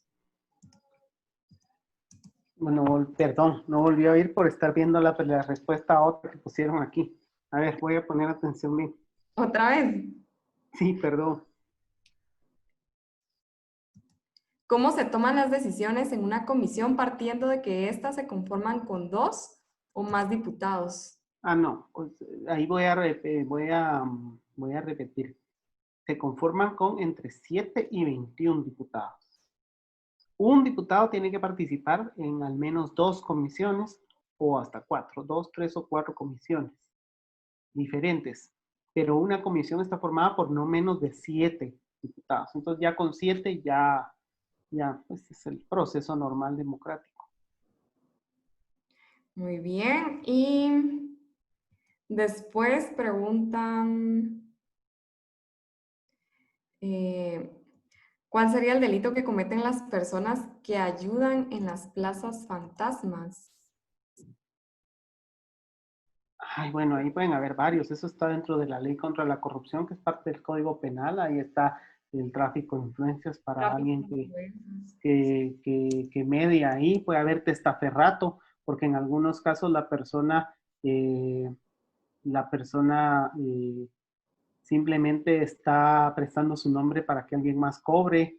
Eso te habría que verlo en cada caso. Podría haber abuso de autoridad y pueden haber varios, ¿verdad? Y hay diputados que están siendo procesados por casos así. Sí. Y pues esas son las que yo logré. Aquí pusieron algunas en el Aquí chat pusieron general. más. Ajá. Dice, ¿qué sucede si el Ejecutivo en el plazo señalado no se manifiesta en relación a vetar o sancionar una ley? Pues tiene 15 días y si no lo hace, prácticamente está sancionada, ¿verdad? Tiene que pasar a su sanción. ¿Hay algún reglamento o estipulación en cuanto a la creación de comisiones? No, básicamente lo que está en la ley orgánica, esto de que son técnicas, etcétera, etcétera, que los diputados que participan en ellas debieran de conocer o preferentemente conocer de los temas que están tratando, pero no existe un reglamento como tal. ¿Cuál es la práctica o experiencia que tiene cada uno de los diputados de conformidad con las comisiones que integran? ¿Existe algún reglamento? Bueno, son dos diferentes. Dice la ley que debieran de pues, tener algún conocimiento sobre la comisión que van a integrar, pero a la hora de la hora no. O sea, un médico puede integrar la de seguridad nacional y un profesor puede integrar la de defensa y un ex militar puede integrar la de finanzas. No hay más que una buena intención en la ley. ¿Existe algún reglamento que modere o determine los procedimientos de las interpelaciones? No, porque como está dentro de la Constitución y es una cuestión constitucional y dice que el derecho no puede ser limitado, entonces prácticamente no se puede hacer un reglamento per se.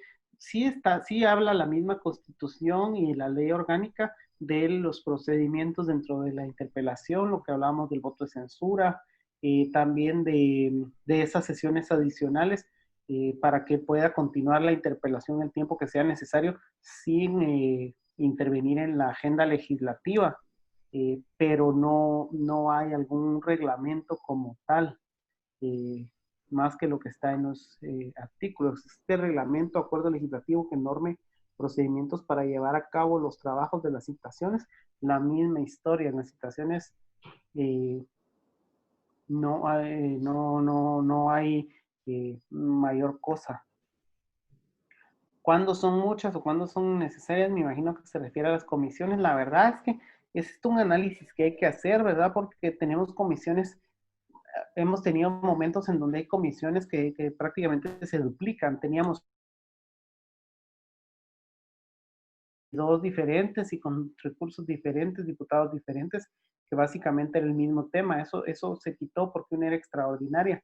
pero si uno revisa, hay algunas que se podrían juntar. Las comisiones son de alguna forma como una sombra del gobierno en general. Eh, entonces, hablar de 38, cuando tenemos 14 ministerios y algunos otros órganos externos, órganos de control y 3 poderes del Estado, 38 suena como bastante. El Congreso de Estados Unidos tiene 26. Entonces, y les mencionaba yo, Ecuador, Colombia tienen 11, 13. Entonces, innecesarias habría que ver cuando no reciben, por ejemplo, cuando no reciben trabajo, ¿verdad? Algunas no reciben prácticamente nada de trabajo o no hacen, ¿verdad? Entonces, hay que ver si son los diputados que no lo están procesando o si de verdad el tema que trata la comisión podría ser integrado, ¿verdad? Había una comisión del menor y la familia y otra de la niñez y adolescencia, también podrían integrarse. ¿Por qué van en aumento los diputados por regiones? Por ejemplo, antes eran 4 y ahora son 6 en la región sur. Eso está estipulado en la ley electoral y de partidos políticos. Son 160 diputados en total, 128 por distritos y 32 por lista nacional, que es el 25% de 128. Esos 128 se deben dividir según la población que haya. Entonces, en algunos casos, unos distritos aumentan su población y otros la bajan. Entonces, a la hora de hacer un nuevo censo como el que hubo, se debe de calcular otra vez esa proporción para que todos estén nivelados. ¿Qué piensa Alejandro del tiempo que dura una interpelación? Pues a veces es desgraciadamente largo, porque se usan como forma política de frenar la agenda legislativa, de frenar el trabajo de un ministro. Lo que les decía, hay unos que han estado más de un año, meses en eso. Se usa como forma política. En relación a la interpelación, recuerdo que el periodo legislativo anterior fue interpelado al Procurador de los Derechos Humanos. Esa no es una interpelación per se. Pues sí pueden ser llamados al Pleno del Congreso como una citación. Las citaciones se pueden dar al Pleno, a los bloques o a las comisiones, pero no tiene los mismos efectos de la interpelación en cuanto a que no hay voto de censura, pero sí pueden haber preguntas y pueden haber intervenciones, etcétera. Y asimismo, en relación al PDH, cuando fue interpelado no respondió a la mayoría de preguntas realizadas. ¿Puede el interpelante abstenerse a contestar? Abstenerse como tal no, pero debiera de dar alguna excusa de por qué no tiene la respuesta, y los diputados pueden accionar si un funcionario no tiene una respuesta que debería de tener.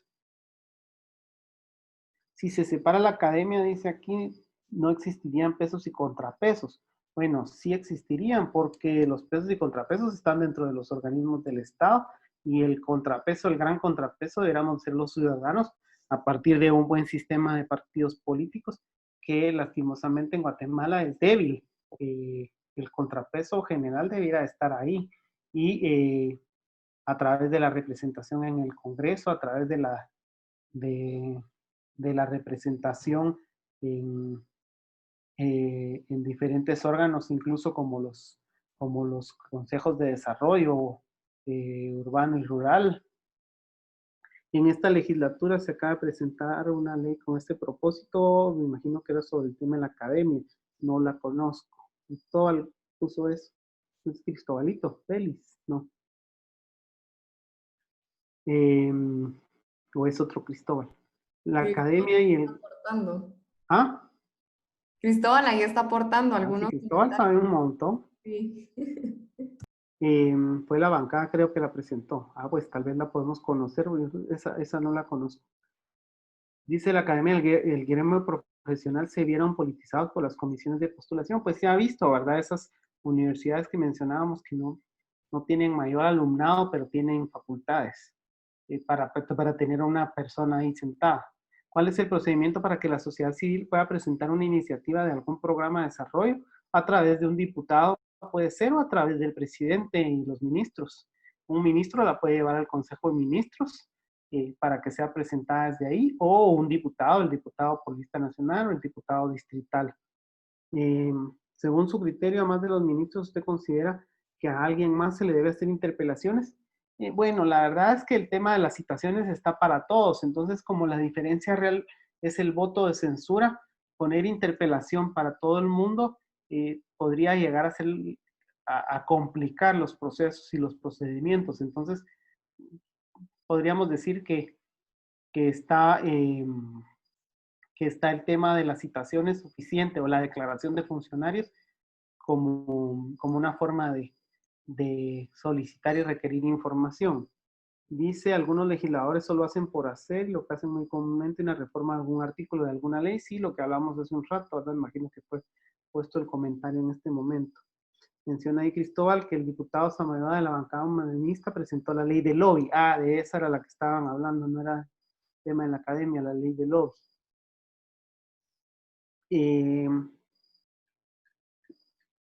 Vamos a ver, aquí habían puesto otra vez la del PDH, ya la contestamos. ¿Cuál es el incentivo económico que reciben los diputados por participar en varias comisiones, como es el caso de la diputada que está participando en 6? Bueno, los diputados tienen dietas por las sesiones de comisiones, pero en el caso de la que recibe más, de que la que está en más de 6, sí está fuera de ley. Entonces, a él le debieran decir, mire, escoja, porque es presidenta de una comisión, tendrían que decirle, escoja una más y no puede estar en todas esas que quiere. Un diputado sí puede llegar a las comisiones, a las sesiones de comisión y como oyente y pedir la palabra en algún momento sin ser miembro de la comisión. Entonces igual no se le veda el derecho de participar en algún otro tema del que ya tenga interés, toda vez no haya un traslape, ¿verdad? Con las que ese diputado o esa diputada tiene. Asimismo, en relación al Procurador de los Derechos Humanos, ya vino como 3 veces.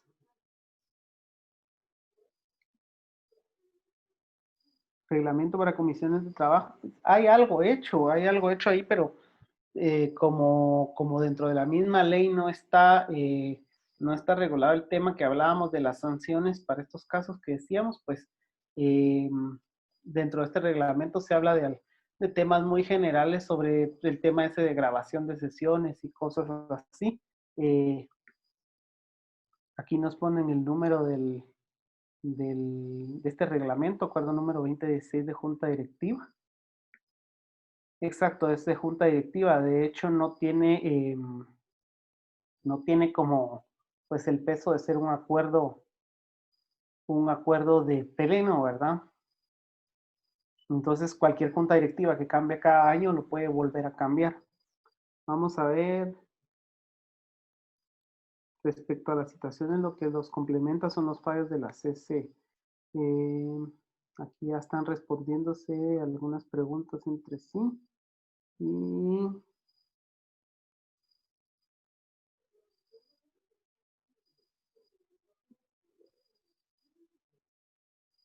vamos a ver. La Constitución señala que están obligados a contestar las interpelaciones. Pues sí, en las interpelaciones están obligados a contestar. Hace un momento habíamos mezclado las interpelaciones con las citaciones. Lo que pasa es que contestar, pues pueden contestar otra cosa. O sea, ahí es un tema también de habilidad y de hacerse el quite, que son fabulosos algunos para hacérselo. Y pues responden por un lado y les vuelven a preguntar y les vuelven a preguntar y les vuelven a preguntar. Entonces, obligados a dar la respuesta correcta, pues no necesariamente están. ¿Existe algún sistema para conocer el avance de una ley? Por ejemplo, si está o no en la Comisión de Trabajo y va a pasar al Pleno. Sí está en la página del Congreso. En la página del Legislativo está el tema de ese proceso legislativo, ahí lo pueden buscar. Y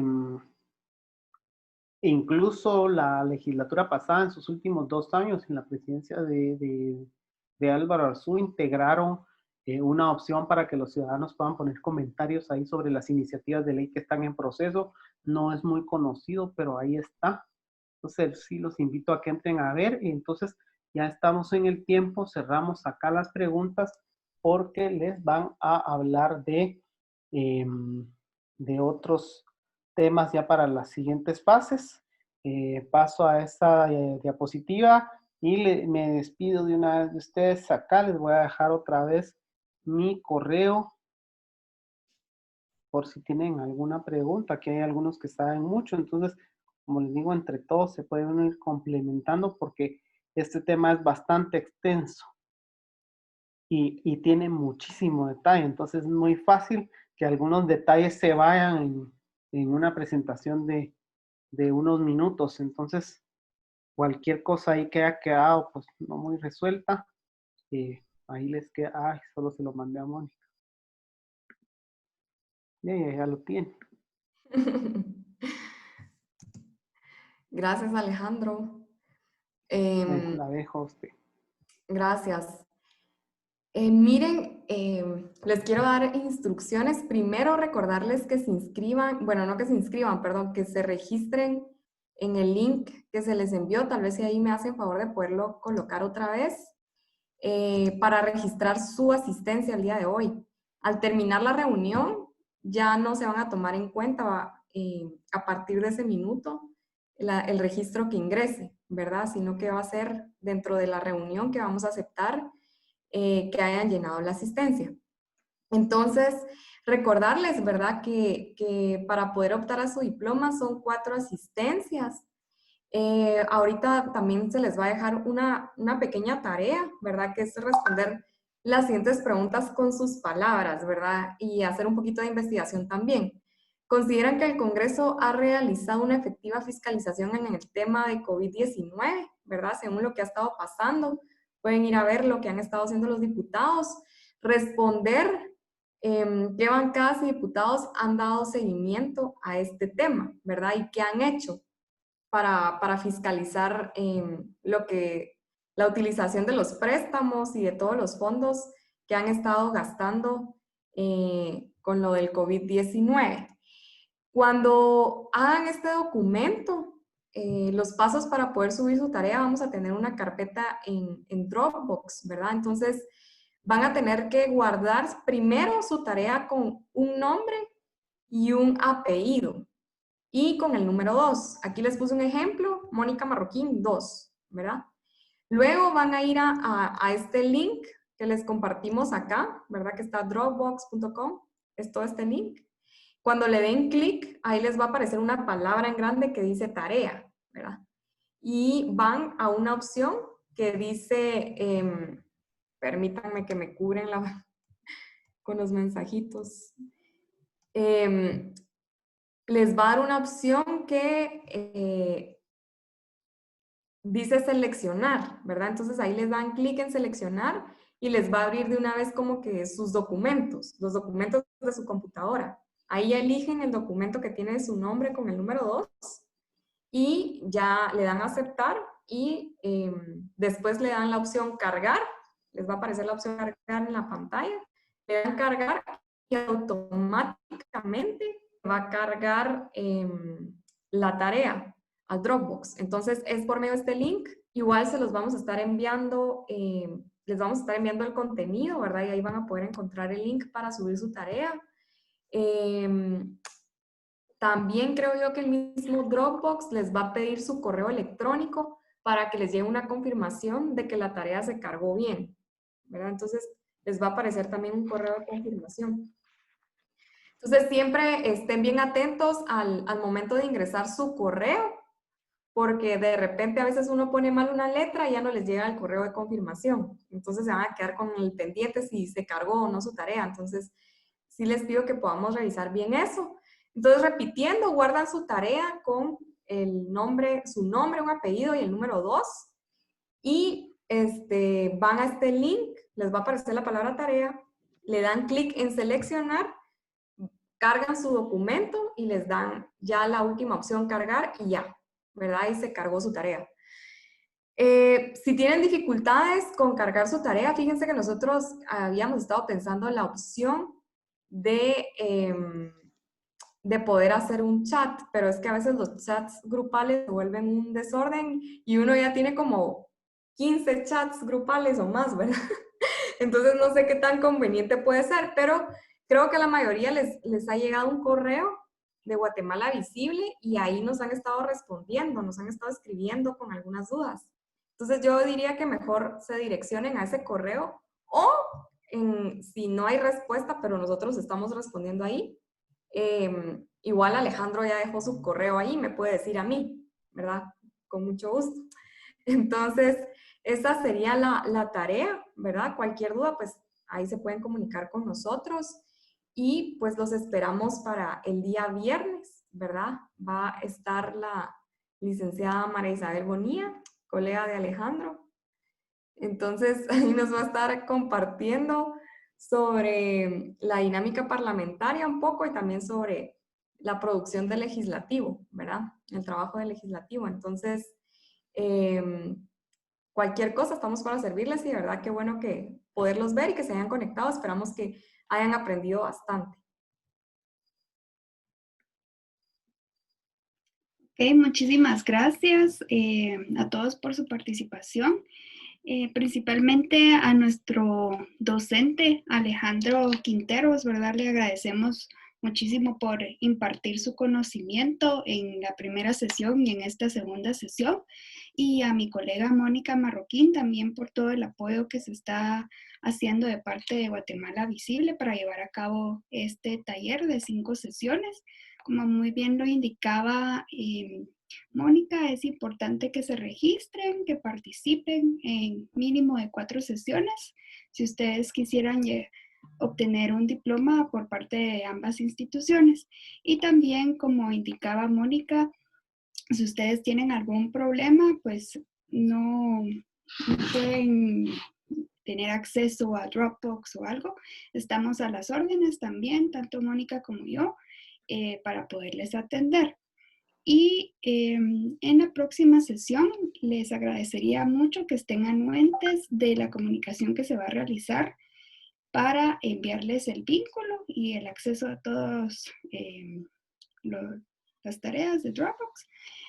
Y estamos siempre de 6:30 a 8:30 todos los viernes, que estemos ahorita en julio, finalizando el 24 de julio. Entonces, ahorita les voy a agradecer a todos si pudieran encender sus cámaras. Vamos a hacer una foto grupal de la sesión número 2 y Jaime nos va a coordinar las fotografías. Entonces, él nos va a indicar cuando esté haciendo las segmentaciones de las fotografías. Si fuesen tan finos de encender sus cámaras y vamos a proceder. Entonces, Jaime nos indica. Muchas gracias.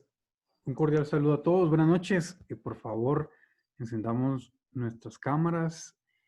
Hay algunas personas que no se logran ver, entonces si pueden encender su luz o algo, no sé, ponerse el flash ahí de frente, al menos por un momento, para que salga bonita la foto. Vamos a contar cuántas personas, perdón, cuántas fotos vamos a hacer. Van a ser 3 fotos. Así que viene la primera. Todos con nuestra mejor sonrisa. A la cuenta de 1, 2 y 3. Muy bien. Vamos a guardarla.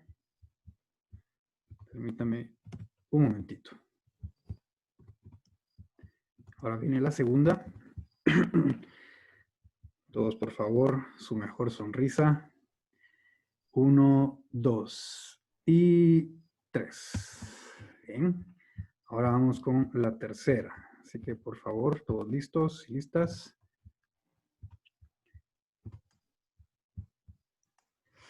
Bien. Me salió una nubecita que tiene problemas con la cámara y dice, lástima, hombre. Esa era la sonrisa que faltaba. Pero bueno, vamos aquí con la última. 1, 2 y 3. Muy bien. Muchas gracias. Le dejo la palabra a Melissa. Gracias, Jaime. Entonces, como les indicaba, esperamos tener su participación el próximo viernes y les agradecemos estar siempre atentos a las comunicaciones y muchísimas gracias por su participación tan activa el día de hoy en esta sesión impartida por el licenciado Alejandro Quinteros. Entonces, que tengan todos Muy buenas noches. En nombre de la Fundación Konrad Adenauer y de Guatemala Visible, les damos las gracias por participar en la segunda sesión de el taller que estamos realizando. Muchísimas gracias y buenas noches. Buenas noches.